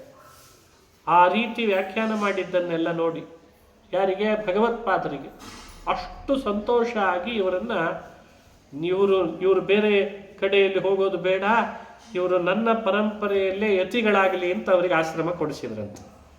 ಯತಿಗಳಾಗ್ರಿ ಅಂತ ಆಶ್ರಮ ಕೊಡಿಸಿದ ಮೇಲೆ ಸರಸ್ವತಿ ಯೋಚನೆ ಮಾಡಿದ್ಲು, ಬರೀ ಯತಿಗಳಾದ್ರೆ ಸಾಲದು, ವೇದಾಂತ ಸಿಂಹಾಸನದೊಳಗೆ ಪಟ್ಟಾಭಿಷೇಕ ಮಾಡೋಣ ಅಂತ ಪಟ್ಟಾಭಿಷೇಕ ಮಾಡಿಸಿದ್ಲಂತೆ. ಪ್ರತ್ಯಾಸಂಗ ಪ್ರಹೃಷ್ಟ ಸ್ವಯಮಪಿ ತದನು ಸ್ವೇ ಪದೇ ಚಾಭ್ಯಷಿಂಚತ್. ಇದು ಈ ಶ್ಲೋಕದಿಂದ ನಾವು ತಿಳಿಬೇಕಾದಂತಹ ರಹಸ್ಯ. ಈ ಶ್ಲೋಕದ ಸಂದೇಶ ಏನು? ನಾವು ಅವರಿಂದ ಕಲಿಬೇಕಾದ ಪಾಠ, ನಮ್ಮ ಜೀವನದಲ್ಲಿ ನಮಗೆ ಅಂತ ಗುರುಗಳಾದಂಥ ಮಹಾನುಭಾವರನ್ನು, ಅವರು ಕೊಟ್ಟ ಗ್ರಂಥಗಳನ್ನು ಯಥಾವತ್ತಾಗಿ ಅರ್ಥ ಮಾಡ್ಕೊಳ್ಳಿಕ್ಕೆ ಪ್ರಯತ್ನ ಪಡಬೇಕು. ಇವತ್ತು ಬಹಳ ಜನರಿಗಿರೋ ಕ್ವಶನ್ ಏನು ಅಂದರೆ, ನಾನು ಯಾರು ಅಂತ, ನಾನು ಯಾರು, ನಾನು ಯಾಕೆ ಬಂದಿದ್ದೇನೆ, ನನ್ನಿಂದ ಏನು ಆಗಬೇಕಿದೆ ಭೂಮಿಯಲ್ಲಿ, ಇದನ್ನೇ ತಿಳ್ಕೊಳ್ಳಿಕ್ಕೆ ಆಗ್ತಾ ಇಲ್ಲ. ಹಿಂದಿನವರೆಲ್ಲ ಇದನ್ನು ತಿಳ್ಕೊಳ್ಳಿಕ್ಕೆ ಪ್ರಯತ್ನ ಪಟ್ಟರು, ಅವರಿಗೆ ತಿಳುವಳಿಕೆ ಬಂತು. ಯಾರಿಂದ? ಯಾರಿಗೆ ತಾನು ಯಾರು ಅಂತ ತಿಳ್ಕೊಂಡಿರ್ತಾರೋ ಅವ್ರನ್ನ ಮೊರೆ ಹೋಗ್ಬೇಕಂತ. ಆವಾಗ ಅವರು ನಾವ್ಯಾರು ಅಂತ ತಿಳಿಸ್ತಾರೆ. ತಾವ್ಯಾರು ಅಂತ ಪರಿಚಯ ಇರ್ತದಲ್ಲ, ಅವರೇ ಗುರುಗಳಾಗ್ತಾರೆ. ಅವರಿಗೆ ಅವ್ರು ಯಾರು ಅಂತ ಹೇಳಿ ಗೊತ್ತಾಗ್ತದೆ. ನಾವು ಮೊರೆ ಹೋದರೆ ನಾವ್ಯಾರು ಅನ್ನೋದು ಪತ್ತೆ ಹಚ್ತಾರೆ. ನಮ್ಮ ಪರಿಸ್ಥಿತಿ ಇವತ್ತೇನಾಗಿದೆ, ನಾವ್ಯಾರು ಅಂತ ನಾವೇ ತಿಳ್ಕೊಳ್ಳಿಕ್ಕೆ ಹೋಗ್ತೇವೆ, ನಮಗೆ ಅರ್ಥ ಆಗಲ್ಲ. ಆದರೆ ಮಂತ್ರಾಲಯ ಪ್ರಭುಗಳು ಸ್ವತಃ ತಾವೇ ಆಚಾರ್ಯರನ್ನು ಅನುಸರಿಸಿದರು. ಮಧ್ವಾಚಾರ್ಯರನ್ನು ಗುರು ಸಾರ್ವಭೌಮರು ಅವರನ್ನು ಅವಲಂಬಿಸಿ ಅವರ ಗ್ರಂಥಗಳನ್ನು ಅಧ್ಯಯನ ಮಾಡಿ ತಾವ್ಯಾರು ಅಂತ ಚೆನ್ನಾಗಿ ಗೊತ್ತಾಯ್ತವ್ರೆ. ಓ, ನಾನು ಯಾರು, ನಾನೇನು ಮಾಡಬೇಕು. ಯಾಕೆಂದರೆ ಮಧ್ವಾಚಾರ್ಯರು ಅದನ್ನು ಮಾಡಿಸಿಬಿಡ್ತಾರೆ. ಪ್ರತಿಯೊಬ್ಬ ವ್ಯಕ್ತಿಗೂ ತಾನು ಯಾರು ಅನ್ನೋದನ್ನು ಪರಿಚಯ ಮಾಡಿಸಿಕೊಡ್ತಾರೆ. ನೀನೇನಾಗಬೇಕು, ನೀನು ಯಾಕೆ ಭೂಮಿಯಲ್ಲಿ ಬಂದಿದ್ದಿ ಅನ್ನೋದನ್ನು ಅವರು ಪರಿಚಯ ಮಾಡಿಸ್ಬಿಡ್ತಾರೆ. ಹಾಗಾಗಿ ಗುರು ಸಾರ್ವಭೌಮರು ಗ್ರಂಥಕ್ಕೆ ಕಾವ್ಯ ಒಂದು ಸ್ತೋತ್ರಕ್ಕೆ ವ್ಯಾಖ್ಯಾನ ರಚನೆ ಮಾಡಿದ್ರದ್ದು ಉದ್ದೇಶ ತಾವ್ಯಾರು ಅಂತ ಪರಿಚಯ ಮಾಡಿಕೊಂಡ್ರಂತೆ. ಆಮೇಲೆ ಸರಸ್ವತಿ ದೇವಿ ಅವರನ್ನು ಎಷ್ಟು ಎತ್ತರದಲ್ಲಿ ಇಡಬೇಕು ಅಂತ ಅವಳು ಇಟ್ಬಿಟ್ಲಂತೆ. ಯಾವ ವ್ಯಕ್ತಿಗೆ ತಾನು ಯಾರು ಅಂತ ಪರಿಚಯ ಆಗ್ತದೋ ಆಮೇಲೆ ಅವನು ಎತ್ತರಕ್ಕೆ ಹೋಗೇ ಬಿಡ್ತಾನೆ. ಎಲ್ಲಿವರೆಗೂ ತಾನು ಯಾರು ಅಂತ ಪರಿಚಯ ಆಗಿರೋದಿಲ್ವೋ ಅವನು ಹಾಗೆ ಕೆಳಗೆ ಇರ್ತಾನಂತೀನಿ. ಇದು ಅವರ ಗ್ರಂಥ ರಚನೆಯ ಶೈಲಿ ನಮಗೆ ತಿಳಿಸ್ಕೊಡುವಂಥ ಮತ್ತೊಂದು ಸಂದೇಶ ಅಂತ ವರ್ಣನೆ ಮಾಡ್ತಾರೆ. ಇದಾದ ಮೇಲೆ 17ನೇ ಶ್ಲೋಕ ಮಂತ್ರಾಲಯ ಪ್ರಭುಗಳ ಮತ್ತೊಂದು ಗ್ರಂಥ ಇದೆ. ಅದನ್ನು ವಾದಾವಳಿ ಅಂತ ಜೈತೀರ್ಥರು ಬರೆದ ಗ್ರಂಥ, ಅದಕ್ಕೊಂದು ಟಿಪ್ಪಣಿ ಬರೀತಾರೆ. ವಾದಾವಳಿ ಟಿಪ್ಪಣಿ ಅಂತ. ಜೈತೀರ್ಥರ ಹೆಸರಿಡುವಾಗ ಗ್ರಂಥಕ್ಕೆ ವಾದಾವಳಿ ಅಂತ ಇಟ್ಟರಂತೆ. ಸರಿ, ಇವರು ವಾದಾವಳಿಗೆ ವ್ಯಾಖ್ಯಾನ ನಾನು ಬರೀತೇನೆ ಅಂತ. ಹೆಂಗಿದೆ ಅದು?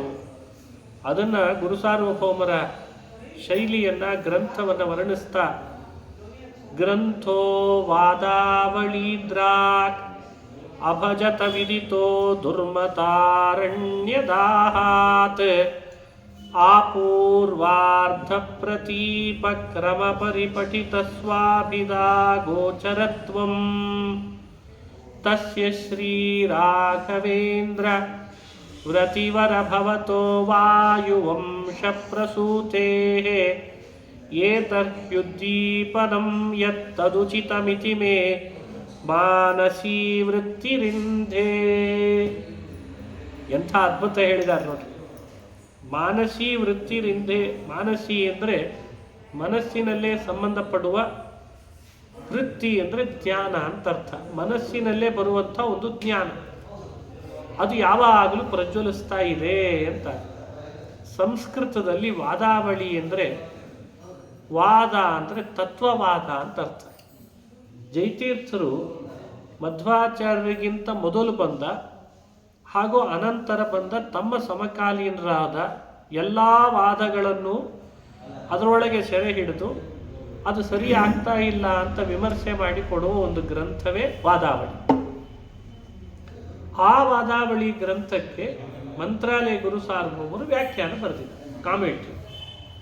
ಅದು ಹೇಗಿದೆ ಅಂದರೆ, ಇವರನ್ನುವ ಪ್ರಕಾರ ಅದು ವಾದಾವಳಿಯದು ಕಾಡು ಬೆಂಕಿ ಇದ್ದಾಗಾಗಿದೆ ಅಂತಂದರು.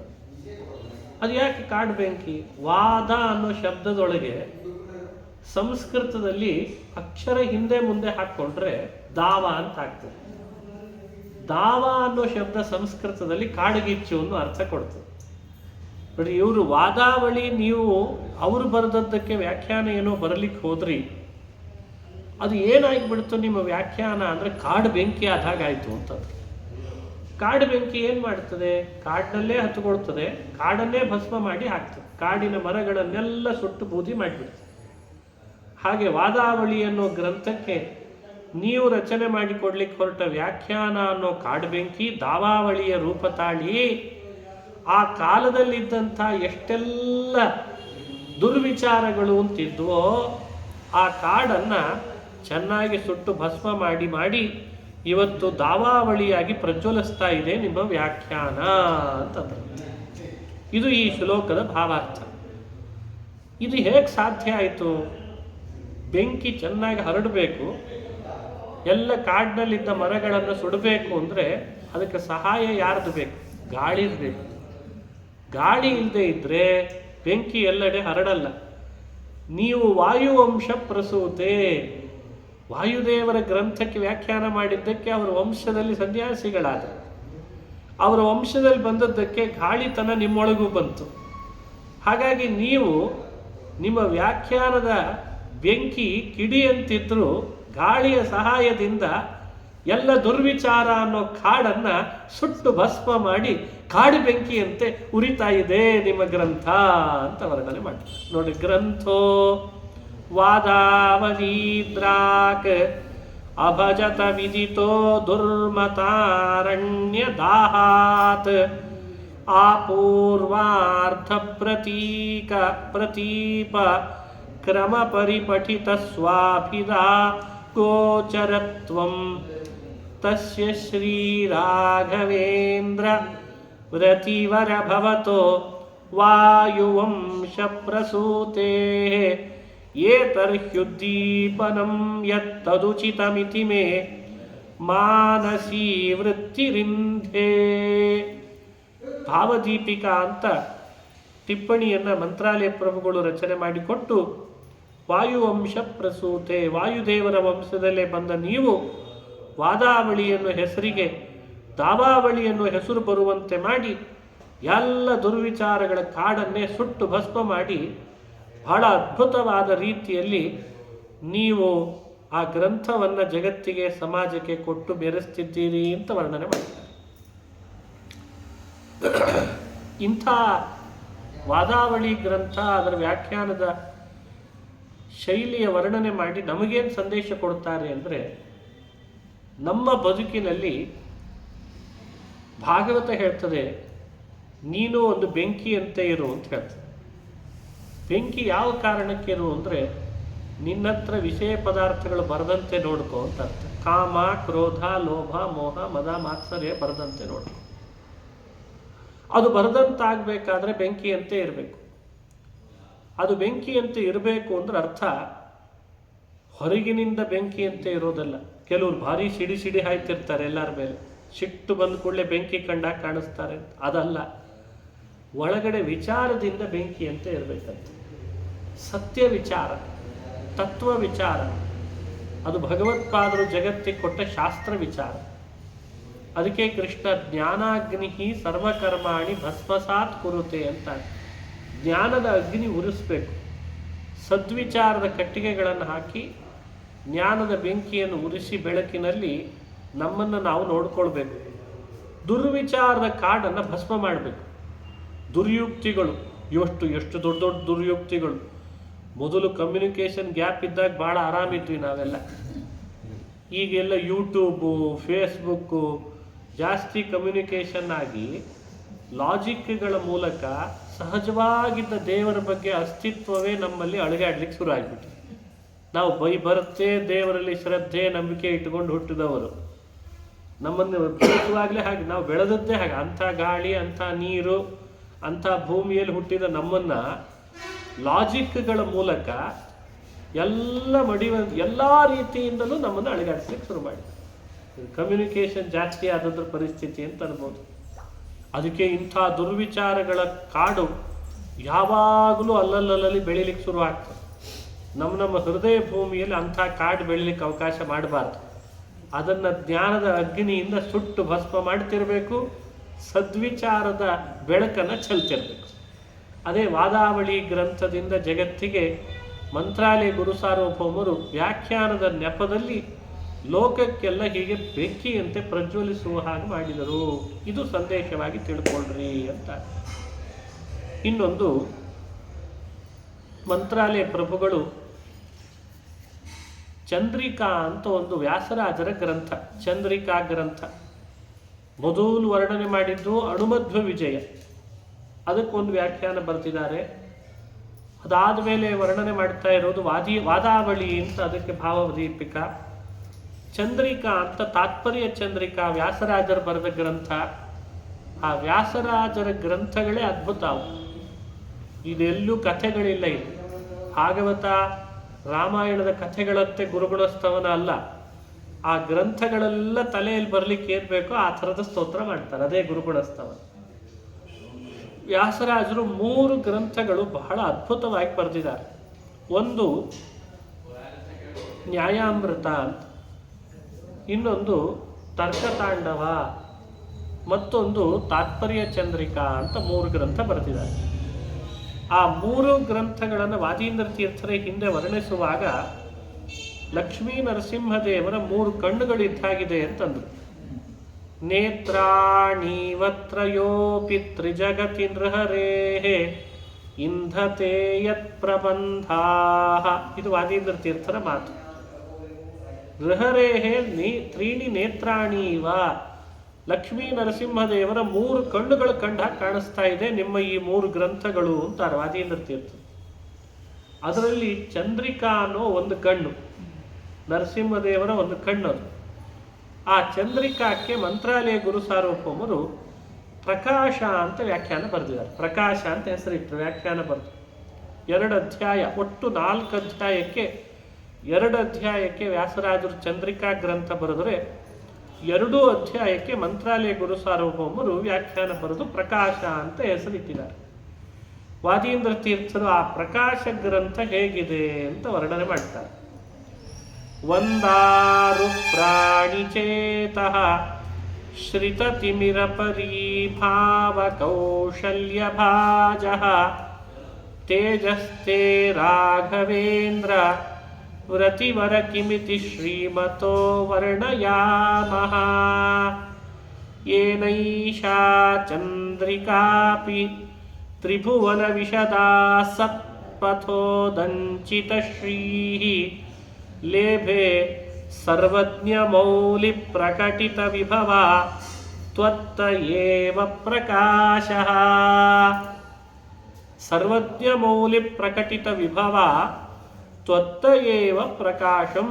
ಪ್ರಕಾಶಃ ಅಲ್ಲ ಪ್ರಕಾಶಂ ಅಂತ. ಏನಿದ್ರ ಅಭಿಪ್ರಾಯ ಅಂದರೆ, ಹಿಂದೆ ವ್ಯಾಸರಾಜರು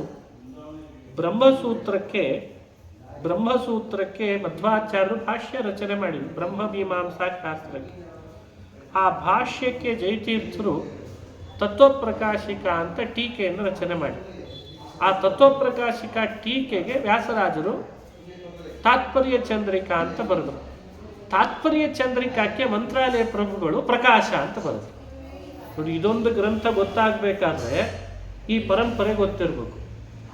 ಈ ಪರಂಪರೆ ಗೊತ್ತಿಲ್ಲದೆ ಇದ್ರೆ ಈ ಗ್ರಂಥದ ರಹಸ್ಯ ಏನು ಅಂತ ಗೊತ್ತೇ ಆಗಲ್ಲ. ವ್ಯಾಸರು ರಚನೆ ಮಾಡಿದ್ದು ಬ್ರಹ್ಮಸೂತ್ರ, ವೇದವ್ಯಾಸರು. ಸೂತ್ರಕ್ಕೆ ವ್ಯಾಖ್ಯಾನ ಮಧ್ವಾಚಾರ್ಯ ಮಾಡಿದ್ದು ಭಾಷ್ಯ. ಭಾಷ್ಯಕ್ಕೆ ಜಯತೀರ್ಥರು ಬರೆದ ವ್ಯಾಖ್ಯಾನ ತತ್ವಪ್ರಕಾಶಿಕ. ಆ ತತ್ವಪ್ರಕಾಶಿಕಕ್ಕೆ ವ್ಯಾಖ್ಯಾನ ವ್ಯಾಸರಾಜರು ಬರೆದದ್ದು ತಾತ್ಪರ್ಯ ಚಂದ್ರಿಕಾ. ಆ ತಾತ್ಪರ್ಯ ಚಂದ್ರಿಕಾಕ್ಕೆ ಮಂತ್ರಾಲಯ ಪ್ರಭುಗಳು ಬರೆದ ವ್ಯಾಖ್ಯಾನದ ಹೆಸರು ಪ್ರಕಾಶ.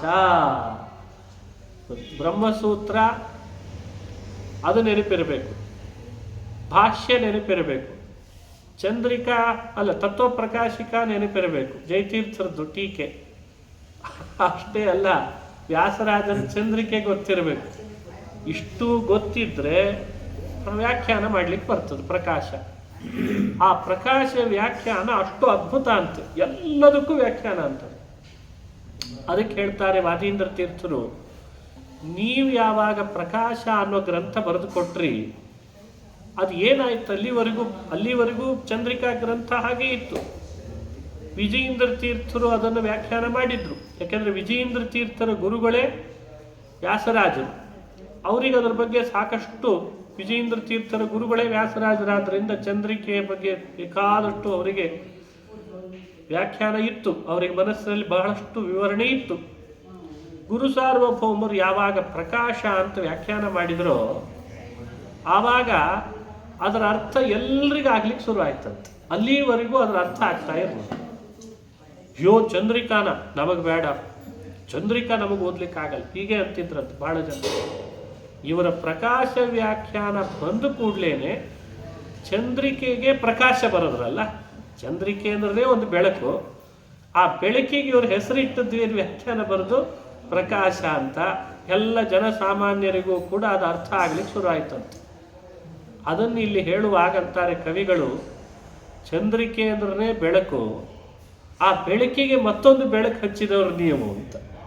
ಸಾಮಾನ್ಯ ಯಾರು ಬೆಳಕಿಗೆ ಬೆಳಕು ಹಚ್ಚೋದು ಅಂತಿರಲ್ಲ, ಅದಕ್ಕೆ ಇವರು ಬೆಳಕಿಗೆ ಬೆಳಕು ಹಚ್ಚಿ ಜನಸಾಮಾನ್ಯರಿಗೂ ಚಂದ್ರಿಕೆ ಬೆಳಕನ್ನು ತೋರಿಸಿದ ಮಹಾನುಭಾವರು. ಅಜ್ಞಾನದ ಕತ್ತಲೆಯನ್ನು ಕಳೆದು ಸುಜ್ಞಾನದ ಮಹಿಮೆಯನ್ನು ತೋರಿಸೋನೇ ಅಲ್ವೇ ನಿಜವಾದ ಗುರು. ಅದಕ್ಕೆ ನೀವು ನಿಜವಾದ ಗುರುಗಳು, ನೀವು ನಿಜವಾದ ಲೋಕಕ್ಕೆ ಅನುಗ್ರಹಿಸಿದ ಗುರುಗಳು ಅಂತಂದ್ರೆ ನೀವೇ ಅಂತ. ಏನೈಷಾ ಚಂದ್ರಿಕಾಪಿ ತ್ರಿಭುವನ ವಿಶದ ಸತ್ಪಥೋದಂಚಿತ ಶ್ರೀಃ ಲೇಭೆ ಸರ್ವಜ್ಞ ಮೌಲಿ ಪ್ರಕಟಿತ ವಿಭವ ತ್ವತ್ತಯೇವ ಪ್ರಕಾಶಂ, ನಿಮ್ಮಿಂದ ಅದು ಬೆಳಕು ಚೆಲ್ಲುವ ಹಾಗಾಗಿದೆ. ನಿಜವಾದ ಗುರುಗಳು ಅಜ್ಞಾನ ಅಂಧಕಾರವನ್ನು ಪರಿಹರಿಸಿ ಜ್ಞಾನವನ್ನು ಕೊಟ್ಟವರು, ಬೆಳಕನ್ನು ಬೆಳಗಿಸಿದವರು ನೀವು ಅಂತ ಇವರನ್ನು ವರ್ಣನೆ ಮಾಡ್ತಾರೆ. ಈ ಶ್ಲೋಕದ ಈ ವರ್ಣನೆಯಿಂದ ತಿಳಿದು ಬರೋ ಸಂದೇಶ ಏನು? ಲೋಕಕ್ಕೆ ಒಬ್ಬ ಸಾಧಕ ಅಜ್ಞಾನ ಕಳೆದು ಬೆಳಕು ಕೊಡೋವನಾಗಬೇಕು. ಇತ್ತೀಚೆಗೆ ಬೆಳಕು ಕಳೆದು ಅಜ್ಞಾನ ಕೊಡೋರು ಭಾಳ ಆಗ್ಬಿಟ್ಟಿದ್ದಾರೆ. ಅವರೆಲ್ಲ ಗುರುಗಳು. ಮತ್ತು ಅಜ್ಞಾನ ಕಳಿಯಲ್ಲ. ಆದರೆ ಗುರು ಸಾರ್ವಭೌಮರು ಯಾವತ್ತೂ ಲೋಕಕ್ಕೆ ಅಜ್ಞಾನ ಕೊಟ್ಟವರಲ್ಲ. ಹೇಳಲ್ವೇ ಕೃಷ್ಣ, ಏನು ಮಾಡ್ತೀಯೋ ಬಿಡ್ತೀಯೋ, ಆಮೇಲೆ ಸಮಾಜದಲ್ಲಿ ಬುದ್ಧಿಭೇದ ಉಂಟು ಮಾಡಬೇಡ ಅಂತ. ನ ಬುದ್ಧಿಭೇದಂ ಜನಯೇತ್ ಅಜ್ಞಾನಾಂ ಕರ್ಮಸಂಗಿನಾಂ. ಬುದ್ಧಿಭೇದ ಹುಟ್ಟಿಸ್ಬೇಡ, ಅಜ್ಞಾನ ಬರೋ ಹಾಗೆ ಮಾಡಬೇಡ. ಮೊದಲೇ ಅವರು ಅಜ್ಞಾನದಲ್ಲಿ ಬಿದ್ದು ಹೊರಳಾಡ್ತಿರ್ತಾರೆ ಸಾಮಾನ್ಯ ಜನರು. ನೀನೊಂದಿಷ್ಟು ಇದ್ದದ್ದು ಇಲ್ಲದೆ ಇದ್ದದ್ದು ಸೇರಿಸಿ ನಿನಗೂ ಗೊತ್ತಿಲ್ಲದೆ ಇದ್ದದ್ದನ್ನು ಅವ್ರು ಮಾಡಲಿ ಅಂದರೆ ಹೇಗಾಗ್ತದೆ? ಅಂಥ ಮಾಡಲಿಲ್ಲ ಮಂತ್ರಾಲಯ ಪ್ರಭುಗಳು. ಅವರು ಜ್ಞಾನ ಕೊಟ್ಟು ಕರುಣೆಯಿಂದ ಬೆಳಕು ಚೆಲ್ಲಿ ಜ್ಞಾನ ಕೊಟ್ಟು ಕತ್ತಲು ಕಳೆದಂಥ ಮಹಾನುಭಾವ. ಅದಕ್ಕೆ ಅವರು ಪ್ರಕಾಶ ಬಹಳ ಅರ್ಥಗರ್ಭಿತ.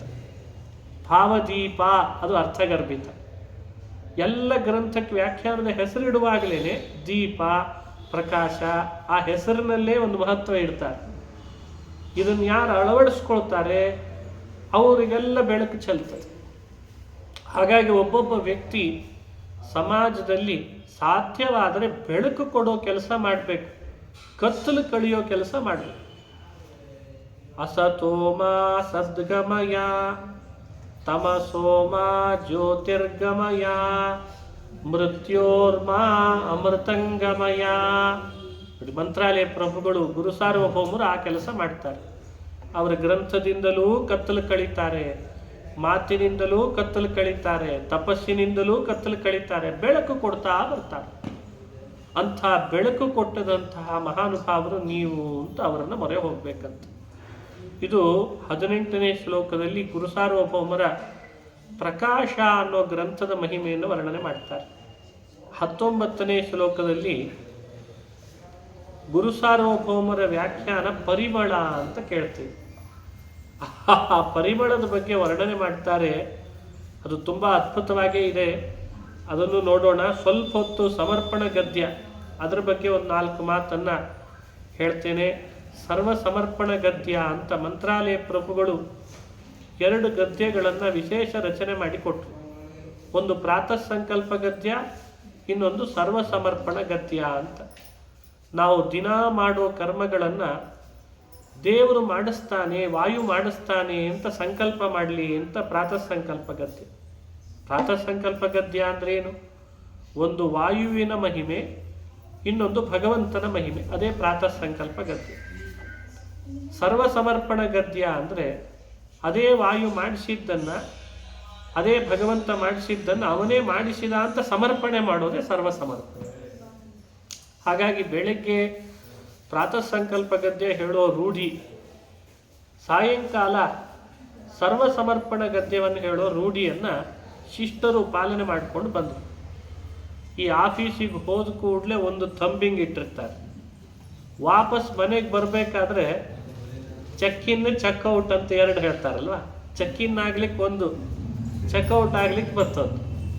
ಲೌಕಿಕದಲ್ಲಿ ಹೇಗಿದೆಯೋ ಹಾಗೆ ಆಧ್ಯಾತ್ಮದಲ್ಲಿಯೂ ಬೆಳಗ್ಗೆ ಚೆಕ್ ಇನ್ ಆಗಬೇಕಾ ಸಂಕಲ್ಪ, ಚೆಕ್ಔಟ್ ಆಗಬೇಕಾ ಸಮರ್ಪಣ. ಹಾಗೆ ಎರಡನ್ನೂ ಆಧ್ಯಾತ್ಮಿಕವಾಗಿ ಹೇಗೆ ಆಚರಣೆ ಮಾಡಬೇಕು, ಅನುಸಂಧಾನದಿಂದ ಮಾಡಬೇಕು ಅಂತ ಹೇಳಿಕೊಟ್ಟವರು ಮಂತ್ರಾಲಯ ಪ್ರಭುಗಳು.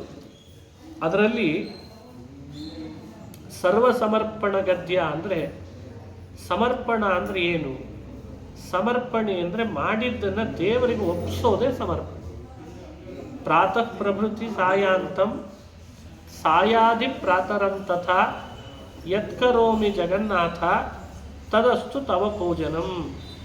ಬೆಳಗ್ಗೆಯಿಂದ ಸಂಧ್ಯಾಕಾಲದವರೆಗೂ ಏನು ನಡೆಸಿದ್ದೇನೆ, ಸಾಯಂಕಾಲದಿಂದ ಬೆಳಗ್ಗೆ ತನಕ ಏನು ನಡೆದಿದೆ, ಅದೆಲ್ಲ ನಿನ್ನ ಪೂಜೆ ಆಗಲಿ, ನಿನಗೆ ಅದು ಸಮರ್ಪಿತವಾಗಲಿ. ಇದೇ ಸಂಕಲ್ಪ, ಸಮರ್ಪಣೆ ಅಂತ ಕರೀತಾರೆ. ಮಾಡಿದ್ದನ್ನು ಭಗವಂತನ ಅಧೀನ, ಭಗವಂತ ನಿಂತು ಮಾಡಿಸಿದ ಅಂತ ಇಷ್ಟು ಆಲೋಚನೆ ಬಂದರೆ ಆಯಿತು, ಸಮರ್ಪಣೆ ಆಯಿತು ಅಂತ ಅರ್ಥ. ಒಬ್ಬ ದಾಸರು ಹೇಳ್ತಾರೆ, ಹಿರಿಯರು, ನಾವು ಕರ್ಮಗಳನ್ನು ದೇವರಲ್ಲಿ ಸಮರ್ಪಿಸದೆ ಹೋದರೆ ಏನಾಗ್ತದೆ, ಮಾಡಿದ್ದನ್ನು ಸಮರ್ಪಣೆ ಮಾಡದೆ ಹೋದರೆ ಏನಾಗ್ತದೆ. ಅವರು ಚೆನ್ನಾಗಿ ಉದಾಹರಣೆ ಕೊಟ್ಟು ಹೇಳ್ತಾರೆ. ಈ ರಸ್ತೆ ಬದಿಯಲ್ಲಿ ಒಂದು ತೋಟ ಇತ್ತು. ತೋಟ ಚೆನ್ನಾಗಿ ಬೆಳೆಸಿದ, ಆದರೆ ಅದಕ್ಕೊಬ್ಬ ಕಾಯಲಿಕ್ಕೆ ಅಂತ ಮಾಲಿನ ನೇಮಕ ಮಾಡಲಿಲ್ಲ. ಬಹಳ ಬಹಳ ಮರ ಗಿಡಗಳನ್ನು ಬೆಳೆಸಿ ಹಣ್ಣು ಹಂಪಲು ಬಿಡೋ ಹಾಗೆ ಮಾಡಿದ್ದಾನೆ ಯಜಮಾನ. ಆದರೆ ಯಜಮಾನ ಕೆಲಸಕ್ಕೆ ಹೋಗ್ತಾನೆ, ನೋಡ್ಕೊಳ್ಳಿಕ್ಕಾಗಲ್ಲ. ಯಾರಾದರೂ ಒಬ್ಬ ತೋಟಿಗನ್ನು ವ್ಯವಸ್ಥೆ ಮಾಡಬೇಕೋ ಬೇಡೋ, ಮಾಡಲಿಲ್ಲ. ಅವಾಗೇನಾಗ್ತದೆ, ತೋಟದಲ್ಲಿರೋ ಹಣ್ಣುಗಳನ್ನೆಲ್ಲ ರಸ್ತೆಯಲ್ಲಿ ಯಾರ್ಯಾರು ಓಡಾಡ್ತಾರೋ ಕಲ್ಲು ಹೊಡೆದು ಅವ್ರು ತೊಗೊಂಡು ಹೋಗ್ತಾರೆ. ಯಾಕೆ ಮಾಲೀಕ ಇಲ್ಲ, ತೋಟವನ್ನು ನೋಡ್ಕೊಳ್ಳೋ ತೋಟಿಗನೂ ಇಲ್ಲ. ನಾವು ಮಾಡುವಂತಹ ಪ್ರತಿಯೊಂದು ಸತ್ಕರ್ಮಗಳು ದೇವರಿಗೆ ಸಮರ್ಪಣೆ ಮಾಡದೆ ಹೋದರೆ ರಸ್ತೆ ಬದಿಯಲ್ಲಿ ಬೆಳೆದಂತಹ ತೋಟದ ಹಣ್ಣುಗಳನ್ನು ಇನ್ಯಾರೋ ಉಪಯೋಗಿಸ್ಕೊಂಡು ಹೋಗೋ ಹಾಗಾಗ್ತದೆ. ನಾವೇ ಸತ್ಕರ್ಮ ಮಾಡಿದರೂ ಅದರ ಫಲ ಸರಿಯಾಗಿ ನಮಗೆ ಸಿಗಬೇಕಾದ್ರೆ ದೇವರಲ್ಲಿ ಸಮರ್ಪಣೆಯನ್ನು ಮಾಡಲೇಬೇಕು ಅಂತ ಅರ್ದಾಸರಾಯ. ಆ ಕಾರಣದಿಂದ ಸಮರ್ಪಣೆಗೆ ಬಹಳ ಮಹತ್ವ ಕೊಟ್ಟರು ಹಿರಿಯರೆಲ್ಲ. ಪ್ರಕೃತ ಆ ಸಮರ್ಪಣೆಯ ಗದ್ಯ ಬಹಳ ವಿಸ್ತೃತವಾದದ್ದು. ಪ್ರಾತಃ ಸಂಕಲ್ಪ ಗದ್ಯ ಬಹಳ ವಿಸ್ತೃತ, ಅದರಷ್ಟು ಇದು ವಿಸ್ತೃತ ಅಲ್ಲ. ಆದರೆ ಇದು ಒಂದು ಅರ್ಥದಿಂದ ವಿಸ್ತೃತನೆ. ಜಾಗೃತ್ ಸ್ವಪ್ನ ಸುಷುಪ್ತ್ಯಾಖ್ಯಾವಸ್ಥಾತ್ರಯ ನಿಯಾಮಕ ಮದಂತರ್ಯಾಮಿ ಮುಖ್ಯ ಪ್ರಾಣಾಂತರ್ಗತ ವಿಶ್ವತೈಜಸ ಪ್ರಾತ್ಯಾತ್ಮಕ ಹಿಂಕಾರಾದಿ ಷಟ್ಸಾಮ ಪ್ರತಿಪಾದ್ಯ ಷಟ್ಕಾಲ ನಿಯಾಮಕ ಅನಿರುದ್ಧ ಪ್ರದ್ಯುಮ್ನ ಸಂಕರ್ಷಣ ವಾಸುದೇವ ವರಾಹ ನರಸಿಂಹ ಷಣ್ಮೂರ್ತ್ಯಾತ್ಮಕ ಸ್ವಹೃದಯ ಮಧ್ಯಸ್ಥಿತ ಸುಷುಮ್ನಾ ನಾಡಿ ದಕ್ಷಿಣ ಪಾರ್ಶ್ವಸ್ಥಿತ ಪಂಚಾಶತ್ ಸಂಖ್ಯಾಕ ಪಿಂಗಲ ನಾಡೀಷು ತದುತ್ತರ ಪಾರ್ಶ್ವಸ್ಥಿತ ತಾವತ್ ಸಂಖ್ಯಾಕ ವ್ಯಂಜನಾರಣ ಪ್ರತಿಪಾದ್ಯ ತಾವತ್ ಸಂಖ್ಯಾಕ ಇಡಾ ನಾಡೀಷು ತತ್ತದ್ಯೋಗ್ಯ ತತ್ತತ್ ಕಾಲಾನುಸಾರ ಪ್ರಾಪ್ತ ತತ್ತನ್ನಾಡೀ ಸ್ಥಿತ ಬೃಹತಿ ಛಂದ ಋಕ್ ಸಹಸ್ರಗತ ಷಟ್ತ್ರಿಂಶತ್ ಸಹಸ್ರ ಹಂಸ ಸ್ವರಾಖ್ಯಾಕ್ಷರ ಪ್ರತಿಪಾದ್ಯ ತನ್ನಿಷ್ಟ ತನ್ನಿಯಾಮಕ ಪ್ರಾತರ್ಮಾಧ್ಯಂದಿನ ಸಾಯಂ ಸಾಯಮಾಖ್ಯ ಸಮನತ್ರಯ ತತ್ತತ್ಕಾಲೀನ ತದಭಿಮಾನಿ ವಸುರುದ್ರಾದಿತ್ಯೋಪಾಸ್ಯ ಪರಮಾಣು ಸಂಬಂಧಿತಾವತ್ ಸಂಖ್ಯಾಕಾಹರ್ನಿಯಾಮಕ ಅಹರ್ನಾಮಕ ಮುಖ್ಯ ಪ್ರಾಣೋಪಾಸ್ಯ ರಮಾಯುಕ್ತ ಪುರುಷ ರೂಪಾತ್ಮಕ ಪ್ರಾದೇಶ ಮಾತ್ರ ಹೃದಯಾತ್ಮಕ ಪ್ರಾದೇಶ ಪರಿಮಿತ ಸ್ಥಾನಾಶೇಷಾತ್ಮಕ ದೇಹಾಂತರ್ಗತ ದೇಹಾಂಗುಷ್ಟ ಪರಿಮಿತ ಜೀವಾಂತರ್ಗತ ಜೀವಾಂಗುಷ್ಟ ಪರಿಮಿತ ಸ್ವಹೃದಯ ಕಮಲ ಕರ್ಣಿಕಾ ಮೂಲ ಸ್ಥಿತ ಮೂಲೇಶಾತ್ಮಕ ತಾವತ್ ಪರಿಮಿತ ಕರ್ಣಿಕಾಗ್ರಸ್ಥಿತ ಬಿಂಬರೂಪೇ ಜೀವೇಶ. ಇಲ್ಲಿವರೆಗೂ ಓದ್ಕೊಳ್ಬೇಕು. ಇಲ್ಲಿವರೆಗೂ ವಿಶೇಷಣಗಳನ್ನು ಕೊಡ್ತಾ ಬಂದರು. ಆ ಭಗವಂತ ನಮ್ಮೊಳಗೆ ಬಿಂಬರೂಪನಾಗಿದ್ದಾನೆ. ನಾವೆಲ್ಲ ಆತನಿಗೆ ಪ್ರತಿಬಿಂಬರು. ಬಿಂಬನಾಗಿ ಆತ ನಮಗೆ ಇಷ್ಟು ಅವಸ್ಥೆಗಳಲ್ಲಿ ಪ್ರೇರಣೆ ಮಾಡ್ತಾನೆ. ಇಷ್ಟು ಅವಸ್ಥೆಗಳಲ್ಲಿ ನಾವು ಅನುಭವಿಸುವ ಪದಾರ್ಥಗಳಲ್ಲಿ ಪ್ರೇರಣೆ ಮಾಡ್ತಾನೆ. ಆ ಪದಾರ್ಥಗಳ ಸಂಬಂಧ ನಮಗಾಗಿ ಅದರ ಅನುಭವ ನಮಗೆ ಬರಲಿಕ್ಕೆ ಬೇಕಾಗುವ ಹಾಗೆ ಪ್ರೇರಣೆ ಮಾಡಿರ್ತಾನೆ. ಹಾಗಾಗಿ ಅವನಿಗೆ ನಾವು ಕೃತಜ್ಞತೆ ಸಲ್ಲಿಸೋದು ಬೇಡವೇ ಅಂತ ಈ ಸಮರ್ಪಣೆ ಗದ್ಯ ಬಂತದ್ದು. ಅದರಲ್ಲಿ ಪ್ರಮುಖವಾಗಿ ಎಲ್ಲರಿಗೂ ಗೋಚರಿಸುವಂಥ 3 ಅವಸ್ಥೆಗಳು. ಎಂದೂ ನಾವಿದನ್ನು ನಮ್ಮ ಕೈಯಲ್ಲಿ ಹಿಡಿಲಿಕ್ಕಿಲ್ಲ, ನಮ್ಮ ಕೈಯಲ್ಲಿ ಪ್ರೇರಣೆ ಮಾಡಿಕೊಳ್ಳಿಕ್ಕಾಗಲ್ಲ. ಮಲಗಲಿಕ್ಕೆ ಅಂತ ನಾವು ಹೋಗ್ತೇವೆ, ಎಚ್ಚರಿಕೆ ನಮ್ಮ ಕೈಯಲ್ಲಿದೆನಾ? ಎಚ್ಚರ ಆದಮೇಲೂ ಕೂಡ ನಾವೇ ನಾವು ಅಂತ ನಮ್ಮ ಕೈಯಲ್ಲಿದೆನಾ? ಕನಸಿನಲ್ಲಿ ನಮ್ಮ ಕೈಯಲ್ಲಿ ನಾವಿದ್ದೇವಾ? ಯೋಚನೆ ಮಾಡಿದರೆ ಗಂಭೀರ ಅನ್ನಿಸ್ತದೆ.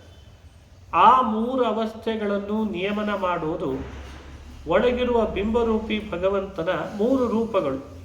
ಒಂದು ವಿಶ್ವ, ಇನ್ನೊಂದು ತೈಜಸ, ಇನ್ನೊಂದು ಪ್ರಾಜ್ಞಾ ಅಂತ. ವಿಶ್ವ ನಮ್ಮೊಳಗೆ ಜಾಗೃತ ಅವಸ್ಥೆಯನ್ನು ಪ್ರೇರಣೆ ಮಾಡ್ತಾನೆ. ಈಗ ನಾವು ಎಚ್ಚರಿಕೆಯಿಂದ ಇದ್ದೇವೆ, ನಮಗೆ ಸ್ವಪ್ನದ ಕಡೆಗೆ ಅಥವಾ ನಿದ್ರೆ ಕಡೆಗೆ ಜಾರ್ತಾ ಇಲ್ಲ, ಹಾಗಾದರೆ ನಮ್ಮೊಳಗೆ ವಿಶ್ವ ಜಾಗೃತನಾಗಿದ್ದಾನೆ ಅಂತ ಅರ್ಥ. ಇದು ಒಂದು ಉಪನಿಷತ್ತಲ್ಲಿ ಬರೋ ಕಥೆ, ಅದನ್ನು ಸಂಗ್ರಹ ಮಾಡಿ ಹೇಳ್ತಾರೆ. ಸರ್ವಸಮರ್ಪಣ ಗದ್ಯ ಅಂದರೆ ಅವು ಉಪನಿಷತ್ತಿನಲ್ಲಿರುವ ಹಾಗೂ ಉಪನಿಷತ್ ಭಾಷ್ಯದಲ್ಲಿ ಮಧ್ವಾಚಾರ್ಯ ಹೇಳಿರುವ ಭಗವಂತನ ಎಲ್ಲ ಅವಸ್ಥಾ ಪ್ರೇರೇಪಕ ರೂಪಗಳ ಸಂಗ್ರಹವೇ ಉಪನಿಷತ್ ಸರ್ವಸಮರ್ಪಣ ಗದ್ಯ. ನಮಗೆ ಆ ಉಪನಿಷತ್ ಭಾಷ್ಯನೇ ನೋಡಿ ಅದನ್ನು ಅನುಸಂಧಾನ ಮಾಡಿಕೊಳ್ಳುವಷ್ಟು ಬುದ್ಧಿ ಶಕ್ತಿ ಇರಲ್ಲ. ಅದಕ್ಕೆ ಗುರು ಸಾರ್ವಭೌಮರು ಶಿಷ್ಯರ ಮೇಲೆ ಕರುಣೆಯಿಂದ ತಮ್ಮ ಬುದ್ಧಿಯಲ್ಲಿ ಎಲ್ಲ ಉಪನಿಷತ್ ಭಾಷ್ಯ ಇದೆ, ಆದ್ದರಿಂದ ಒಂದು ಕಡೆಯಲ್ಲಿ ಸಂಗ್ರಹ ಮಾಡಿ ಗದ್ಯ ರೂಪದಲ್ಲಿ ಮಾಡಿದ್ದಾರೆ. ಕವಿಗಳು ಗದ್ಯ ರಚನೆ ಮಾಡೋದು ಯಾಕೆ? ಆ ಕಾಲದಲ್ಲೆಲ್ಲ ದೊಡ್ಡ ದೊಡ್ಡ ಪಂಡಿತರ ಸಭೆ, ಕವಿಗಳ ಸಭೆಯಲ್ಲಿ ಕವಿಗಳು ಗದ್ಯ ರಚನೆ ಯಾಕೆ ಮಾಡ್ತಿದ್ರು? ಯಾಕೆ ಅಂದರೆ ಆ ರಾಜ ಒಂದಿಷ್ಟು ನನ್ನ ಕಡೆ ದೃಷ್ಟಿ ಹಾಕಿ ಒಂದೊಳ್ಳೆ ಬಂಗಾರದ ಕಡಗ ಕೊಡ್ತಾನೇನೋ ಅಂತ, ಅಥವಾ ಒಂದೊಳ್ಳೆ ಮುತ್ತಿನ ಸರ ಹಾಕ್ತಾನೇನೋ, ಇನ್ನೊಂದು ವರ್ಷ ನಡೀತದೆ ಅಂತ. ಇದೆಲ್ಲ ಕವಿಗಳು ಮಾಡ್ತಿದ್ದದ್ದು. ಆದರೆ ಮಂತ್ರಾಲಯ ಪ್ರಭುಗಳು ಎರಡೂ ಗದ್ಯವನ್ನು ರಾಜರನ್ನು ಪ್ರೀತಿಪಡಿಸ್ಲಿಕ್ಕೆ, ತಮ್ಮ ಕವಿತಾ ಪಾಠವವನ್ನು ತೋರಿಸ್ಲಿಕ್ಕೆ ಮಾಡಿದ್ದಲ್ಲ. ಪದಪ್ರಾಸಗಳನ್ನು ಸೇರಿಸಿ, ಪದದಲ್ಲಿ ಅಂತ್ಯಪ್ರಾಸ ಯಮಕಪ್ರಾಸಗಳನ್ನು ಸೇರಿಸಿ ಮಾಡಿದ್ದಲ್ಲ. ಸರಳವಾದ ಆಧ್ಯಾತ್ಮಿಕ ಭಾಷೆ, ವೇದಾಂತದ ನುಡಿಗಳು, ಉಪನಿಷತ್ತಿನ ರಹಸ್ಯವನ್ನು ಹಾಗಾಗೇ ಜೋಡಿಸಿ ಕೊಟ್ಬಿಡ್ತಾರೆ. ಓದಿದವರಿಗೆಲ್ಲ ಭಗವಂತನ ರೂಪಗಳ ಅನುಸಂಧಾನ ಆಗಿರುತ್ತೆ. ಅದನ್ನು ಮಾಡ್ತಾ ಇದ್ದಾರೆ. 3 ಅವಸ್ಥೆಗಳಲ್ಲಿ ಜಾಗೃತ, ಸುಷುಪ್ತಿ, ಸ್ವಪ್ನ ಪ್ರಧಾನವಾದದ್ದು. ಈ ಅವಸ್ಥಾತ್ರಯಗಳಿಗೆ ನಿಯಾಮಕವಾದ ಭಗವಂತನ ರೂಪಗಳು 3. ವಿಶ್ವರೂಪದಿಂದ ಜಾಗೃತ ಅವಸ್ಥೆಯನ್ನು ಪ್ರೇರಣೆ ಮಾಡ್ತಾನೆ. ತೈಜಸ ಅನ್ನೋ ಭಗವಂತನ ರೂಪದಿಂದ ನಮಗೆ ಕನಸನ್ನು ಹುಟ್ಟಿಸ್ತಾನೆ. ಪ್ರಾಜ್ಞಾ ಅನ್ನೋ ಭಗವಂತನ ರೂಪ ನಮ್ಮನ್ನು ನಿದ್ರೆಗೆ ಜಾರಿಸ್ತಾನೆ. ಅಂದರೆ ಪ್ರಕೃಷ್ಟ, ಅಜ್ಞಾ ಅಂದರೆ ತಿಳುವಳಿಕೆ ಇಲ್ಲದಂತೆ ಮಾಡೋದೇ ಪ್ರಾಜ್ಞೆ. ಎಲ್ಲ ಪ್ರಕೃಷ್ಟ ತಿಳುವಳಿಕೆ ಪ್ರಪಂಚದಿಲ್ಲದೆ ಇರೋ ಹಾಗೆ ಮಾಡ್ತಾರೆ. ನೋಡಿ, 3 ಭಗವದ್ ರೂಪ. ಬಲಗಣ್ಣಿನಲ್ಲಿರೋ ಭಗವದ್ ರೂಪ ವಿಶ್ವ, ಕಂಠದಲ್ಲಿರೋ ಪರಮಾತ್ಮನ ರೂಪ ತೈಜಸ, ಹೃದಯದಲ್ಲಿರೋ ಭಗವಂತನ ರೂಪ ಪ್ರಾಜ್ಞೆ. ವಿಶ್ವ, ತೈಜಸ, ಪ್ರಾಜ್ಞ, ಅದನ್ನೇ ಹೇಳ್ತಾರೆ ಮಂತ್ರಾಲಯ ಪ್ರಭುಗಳು. ಜಾಗೃತ್ ಸ್ವಪ್ನ ಸುಷುಪ್ತ್ಯಾಖ್ಯಾವಸ್ಥಾತ್ರಯ ನಿಯಾಮಕ ಮದಂತರ್ಯಾಮಿ ಮುಖ್ಯ ಪ್ರಾಣಾಂತರ್ಗತ. ನನ್ನ ಅಂತರ್ಯಾಮಿಗಳಾದ ಮುಖ್ಯ ಪ್ರಾಣನ ಅಂತರ್ಯಾಮಿ ವಿಶ್ವ ತೈಜಸ ಪ್ರಾಜ್ಞಾತ್ಮಕ. ಇದು ನೋಡಿ, ಇದು ಪ್ರಾರಂಭ ಸರ್ವಸಮರ್ಪಣ ಗದ್ಯದ ಈ ವಿಷಯ ಉಪನಿಷತ್ತಿನ ಸಂಗ್ರಹ ಅಂತ ನಾವು ಭಾವಿಸಬೇಕು. ಛಾಂದೋಗ್ಯಾದಿ ಉಪನಿಷತ್ತಲ್ಲಿ ಮತ್ತೊಂದು ವಿಷಯ ಬರ್ತದೆ. ಹಿಂಕಾರಾದಿ ಷಟ್ ಸಾಮ ಪ್ರತಿಪಾದ್ಯ ಷಟ್ ಕಾಲ ನಿಯಾಮಕ ಅನಿರುದ್ಧ ಪ್ರದ್ಯುಮ್ನ ಸಂಕರ್ಷಣ ವಾಸುದೇವ ವರಾಹ ನರಸಿಂಹ ಷಣ್ಮೂರ್ತ್ಯಾತ್ಮಕ. ಛಾಂದೋಗ್ಯ ಉಪನಿಷತ್ನಲ್ಲಿ 6 ಕಾಲಗಳನ್ನು ಹೇಳ್ತಾರೆ. 6 ಹಿಂಕಾರಾದಿ ಸಾಮಗಳನ್ನು ಹೇಳ್ತಾರೆ. ಹಿಂಕಾರಾದಿ ಷಟ್ಸಾಮ ಪ್ರತಿಪಾದ್ಯ, ಹಿಂಕಾರ ಮುಂತಾದಂಥ 6 ಸಾಮಗಳಿಂದ ಪ್ರತಿಪಾದ್ಯನಾದವನು ಅಂತಾರೆ. ಅದನ್ನು ವಿವರಣೆ ಮಾಡುವಾಗಲೂ ಹೇಳಿದ್ದಾರೆ. ಹಿಂಕಾರಾದಿ 6 ಅವುಗಳು ಯಾವ್ಯಾವು ಅಂತ ತಿಳಿಸುವಾಗ ಷಣ್ಮೂರ್ತಾತ್ಮಕ ಛಾಂದೋಗ್ಯ ಉಪನಿಷತ್ನಲ್ಲಿ ಬರ್ತದದು. ಇವರು ಕೂಡ ಅದನ್ನು ಸ್ಪಷ್ಟಪಡಿಸಲಿಲ್ಲ.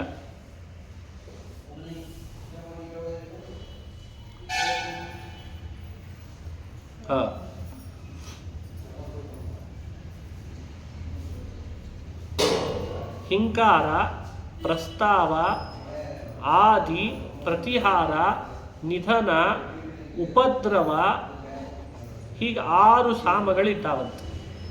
ಈ ಸಾಮ ನಮಗೆ ನಮ್ಮ ಮಟ್ಟಕ್ಕೆ ಅದು ಏನು ಅಂತ ನಮಗೆ ತಿಳಿಯಲ್ಲ. ಅದು ಛಾಂದೋಗ್ಯ ಉಪನಿಷತ್ನಲ್ಲಿ ಬರ್ತದೆ. ಹಿಂಕಾರ, ಪ್ರಸ್ತಾವ, ಆದಿ, ಪ್ರತಿಹಾರ, ನಿಧನ, ಉಪದ್ರವ, ಈ 6ರಿಂದಲೂ ಕೂಡ ಪ್ರತಿಪಾದ್ಯವಾದ ಭಗವಂತನ 6 ರೂಪಗಳಿದ್ದಾವಂತೆ. ಹಾಗೆ 6 ಕಾಲಗಳು ಅಂತ ಹೇಳ್ತಾರೆ. ಷಟ್ ಕಾಲ ಪ್ರತಿಪಾದ್ಯವಾದ ಭಗವಂತನ ರೂಪಗಳು ಇದ್ದಾವಂತೆ. ಹೀಗೆ 6 ಸಾಮ, 6 ಕಾಲ, ಇವುಗಳಿಂದ ಪ್ರತಿಪಾದ್ಯವಾದ ಭಗವಂತನ 6 ರೂಪಗಳು. ಆ 6 ರೂಪಗಳು ಯಾವ್ಯಾವುದು ಅದನ್ನು ಪರಿಚಯ ಮಾಡಿಸ್ತಾರೆ. ಇವರು 6 ಕಾಲಗಳನ್ನು ಪರಿಚಯಿಸುವಾಗ ಷಟ್ ಕಾಲ ನಿಯಾಮಕ ಅಂತ ಇಷ್ಟು ಹೇಳ್ತಾರೆ. ಅದನ್ನು ಸ್ಪಷ್ಟಪಡಿಸಿದರು. ಭಗವಂತನ ವಾಸುದೇವ, ಸಂಕರ್ಷಣ, ಅನಿರುದ್ಧ, ಪ್ರದ್ಯುಮ್ನ, ಸಂಕರ್ಷಣ, ವಾಸುದೇವ, ನಾರಾಯಣ, ವರಾಹ, ನರಸಿಂಹ ಅಂತ 6 ಭಗವಂತನ ರೂಪಗಳಂತೆ. ಅದು ನಮಗೆ 6 ರೂಪಗಳೇ ನಮ್ಮನ್ನು ಯಾವಾಗಲೂ ಕೂಡ ರಕ್ಷಣೆ ಮಾಡುವಂಥ ರೂಪ. ಆ ರೂಪಗಳ ಮೂಲಕವಾಗಿ ಅನುಸಂಧಾನ ಮಾಡಿಸ್ಬೇಕು ಅಂತ ಒಂದು ತಿಳುವಳಿಕೆ ಕೊಡ್ತಾ ಇದ್ದಾರೆ ಈ ವಾಕ್ಯದಿಂದ. ಅದೇ ಇದರ ಅರ್ಥ. ವಿಶ್ವ ತೈಜಸ ಪ್ರಾಜ್ಞಾತ್ಮಕ ಹಿಂಕಾರಾದಿಷಟ್ ಸಾಮ ಪ್ರತಿಪಾದ್ಯ ಷಟ್ ಕಾಲ ನಿಯಾಮಕ ಅನಿರುದ್ಧ ಪ್ರದ್ಯುಮ್ನ ಸಂಕರ್ಷಣ ವಾಸುದೇವ ವರಾಹ ನರಸಿಂಹ ಷಣ್ಮೂರ್ತ್ಯಾತ್ಮಕ. ಅಲ್ಲಿಗೆ 3 ವಿಶೇಷಣಗಳಾಯಿತು. 4ನೇ ವಿಶೇಷಣದಿಂದ ಇನ್ನೊಂದು ವಿಷಯ ಹೇಳ್ತಾರೆ. ನಮ್ಮ ಈ ಸ್ಥೂಲ ದೇಹದೊಳಗೆ ಮೂಲಾಧಾರದಿಂದ ಆರಂಭ ಮಾಡಿ ಶಿರಸ್ಪರ್ಯಂತರ ಮಧ್ಯದಲ್ಲಿ ಒಂದು ನಾಡಿ ವ್ಯಾಪಿಸಿರ್ತದೆ. ಆ ನಾಡಿಗೆ ಸುಷುಮ್ನ ಅಂತ ಕರೀತಾರೆ. ಅದರ ಬಲಭಾಗ ಎಡಭಾಗಗಳಲ್ಲಿ ಇಡ ಮತ್ತು ಪಿಂಗಳ ಅಂತ ಮತ್ತೆರಡು ನಾಡಿಗಳಿದ್ದಾವೆ. ಆ ಸುಷುಮ್ನ ನಾಡಿಯ ವಿಶೇಷತೆ ಏನು ಅದನ್ನು ಸ್ಪಷ್ಟಪಡಿಸ್ತಾರೆ. ಅಲ್ಲಿ ಕಮಲಗಳಿದ್ದಾವೆ. ಮೂಲಾಧಾರದಲ್ಲಿ ಒಂದು ಕಮಲ, ನಾಭಿಯಲ್ಲಿ ಮತ್ತೊಂದು ಕಮಲ, ಹೃದಯದಲ್ಲಿ ಒಂದು ಕಮಲ, ಕಂಠದಲ್ಲಿ ಒಂದು ಕಮಲ, ಭ್ರೂಮಧ್ಯದಲ್ಲಿ ಒಂದು ಕಮಲ, ಶಿರಸ್ಸಿನಲ್ಲಿ ಒಂದು ಕಮಲ ಅಂತ 6 ಕಮಲಗಳು. ಆ ಒಂದೊಂದು ಕಮಲಗಳಲ್ಲಿ ಎಷ್ಟೆಷ್ಟು ದಳಗಳಿವೆ, ಎಷ್ಟೆಷ್ಟು ಕಮಲಗಳು ಮತ್ತು ವಿಭಾಗ ಇದೆ ಅನ್ನೋದ್ರದ್ದು ವಿಸ್ತಾರವಾದ ತಿಳುವಳಿಕೆ ಇದೆ. ಅದರಲ್ಲಿ ಹೃದಯ ಕಮಲ ಅಂತ ಬಹಳ ಪ್ರಸಿದ್ಧ. ಅದು ಸುಷುಮ್ನ ನಾಡಿಯನ್ನು ಆಶ್ರಯಿಸಿದಂಥ ಕಮಲ. ಅಲ್ಲಿ ಭಗವಂತನ ರೂಪ ಅದು ಬಿಂಬರೂಪ ಅಂತ. ಆ ಸುಷುಮ್ನ ನಾಡಿಯನ್ನು ಆಶ್ರಯಿಸಿದ ಹೃದಯ ಕಮಲದಲ್ಲಿರೋ ಭಗವಂತನ ರೂಪ. ಆ ಹೃದಯ ಕಮಲದ ವಿವರಣೆ ಕೊಡುವಾಗ ಅಂತಾರೆ, ಸ್ವಹೃದಯ ಮಧ್ಯಸ್ಥಿತ ಸುಷುಮ್ನಾ ನಾಡಿ ದಕ್ಷಿಣ ಪಾರ್ಶ್ವಸ್ಥಿತ 50 ಸಂಖ್ಯಾಕ ಪಿಂಗಲ ನಾಡಿಷು ತದುತ್ತರ ಪಾರ್ಶ್ವಸ್ಥಿತ ತಾವತ್ ಸಂಖ್ಯಾಕ ವ್ಯಂಜನಾರ್ಣ ಪ್ರತಿಪಾದ್ಯ ತಾವತ್ ಸಂಖ್ಯಾಕ ಇಡಾನಾಡಿಷು. ನೋಡಿ, ಬಲಭಾಗದಲ್ಲಿರುವ ಭಗವಂತನ ನಾಡಿ ಪರಮಾತ್ಮನನ್ನ ಭಗವಂತಲ್ಲ, ಸಹೃದಯದಲ್ಲಿರುವ ಪರಮಾತ್ಮ. ಅದು ಸುಷುಮ್ನ ನಾಡಿ ಒಳಗಿರುವುದು. ಸುಷುಮ್ನ ನಾಡಿಯ ಬಲಭಾಗ ಮತ್ತು ಎಡಭಾಗದಲ್ಲಿ 2 ನಾಡಿಗಳಿದ್ದಾವೆ. ಅದು ಯಾವ ನಾಡಿಗಳಂತಾರೆ? ಇಡ ಮತ್ತು ಪಿಂಗಳ. ಇವರು ಹೇಳುವಾಗ ಸುಷುಮ್ನ ನಾಡಿ ದಕ್ಷಿಣ ಪಾರ್ಶ್ವಸ್ಥಿತವಾದಂಥ 50 ಸಂಖ್ಯಾಕ ಪಿಂಗಳ ನಾಡಿ ಅಂತಂದು ಬಲಭಾಗ. ತದುತ್ತರ ಪಾರ್ಶ್ವಸ್ಥಿತ ಅಷ್ಟೇ ಸಂಖ್ಯಾಕವಾದ ವ್ಯಂಜನಾರಣ ಪ್ರತಿಪಾದ್ಯ ಅಂತಂದರೆ, ಇಲ್ಲಿ ವ್ಯಂಜನಾರಣ, ಅಲ್ಲಿ 50 ಸಂಖ್ಯಾಕ ಅನ್ನೋ ಶಬ್ದ ಆಡ್ತಾರೆ. ವ್ಯಂಜನಾರಣ ಅಂದರೆ ವ್ಯಂಜನ ವರ್ಣ ಅಂತ ಅರ್ಥ. ವ್ಯಂಜನ ಮಾತ್ರಕ, ಕವರ್ಗೀಯ ವ್ಯಂಜನ ಕ ಖ ಗ ಘ ಗ.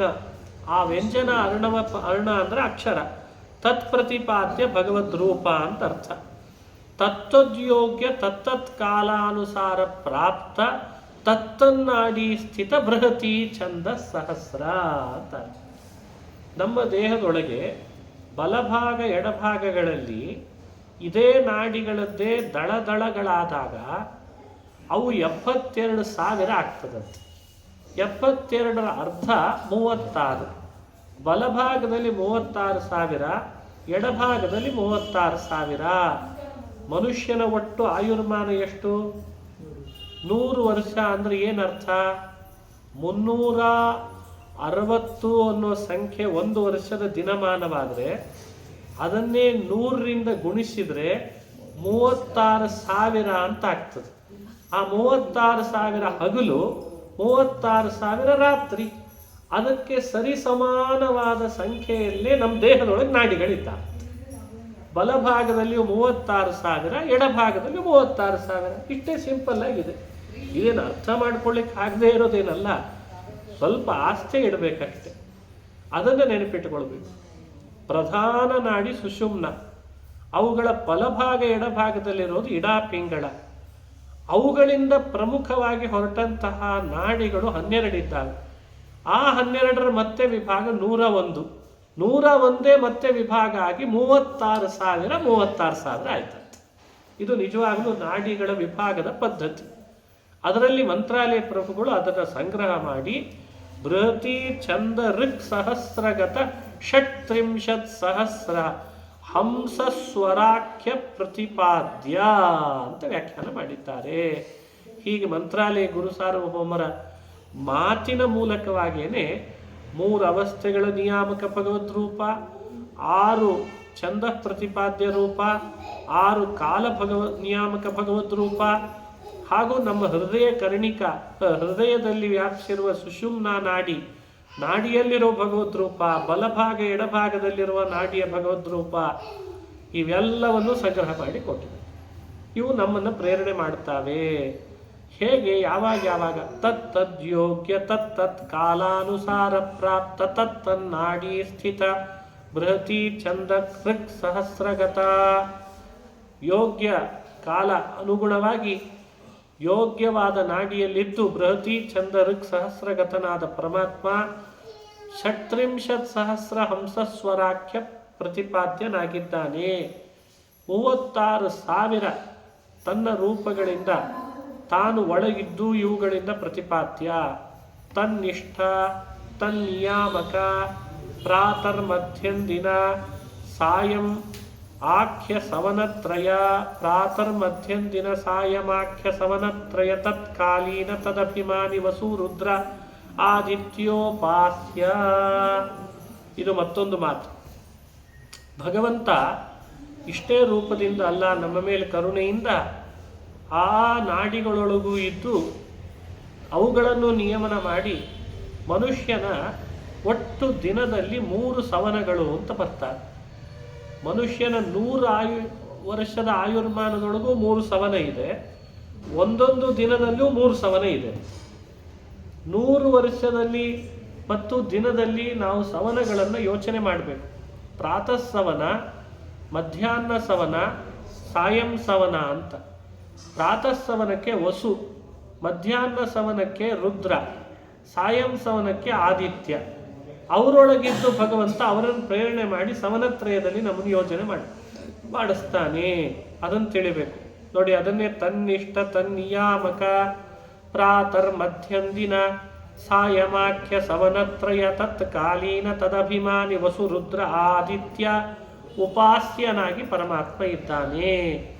ಆದಿತ್ಯನಿಂದಲೂ ತಾನೇ ಉಪಾಸ್ಯ, ವಸುವಿನಿಂದಲೂ ತಾನೇ ಉಪಾಸ್ಯ, ರುದ್ರನಿಂದಲೂ ತಾನೇ ಉಪಾಸ್ಯನಾಗಿದ್ದಾನೆ. ನನ್ನ ಹೃದಯದಲ್ಲಿರುವ ಬಿಂಬ ಅಂತ ಚಿಂತನೆ ಮಾಡಬೇಕು. ಪರಮಾಣು ಸಂಬಂಧಿ ತಾವತ್ ಸಂಖ್ಯಾಕ ನಿಯಾಮಕ ಅಹರ್ನಾಮಕ ಮುಖ್ಯ ಪ್ರಾಣೋಪಾಸ್ಯ ರಮಾಯುಕ್ತ ಪುರುಷ ರೂಪಾತ್ಮಕ. ಇದು ಈ 5ನೇ ವಿಶೇಷಣವನ್ನು ಮತ್ತೆ ಸಾಯಂಕಾಲ ಮುಂದೆ ವರೆಸೋಣ. ಇವತ್ತಿಗೆ ಇಲ್ಲಿಗೆ ಸಾಕು. ಶ್ರೀ ಕೃಷ್ಣಾರ್ಪಣಮಸ್ತು. ಹರಯೇ ನಮಃ. ಹರಯೇ ನಮಃ.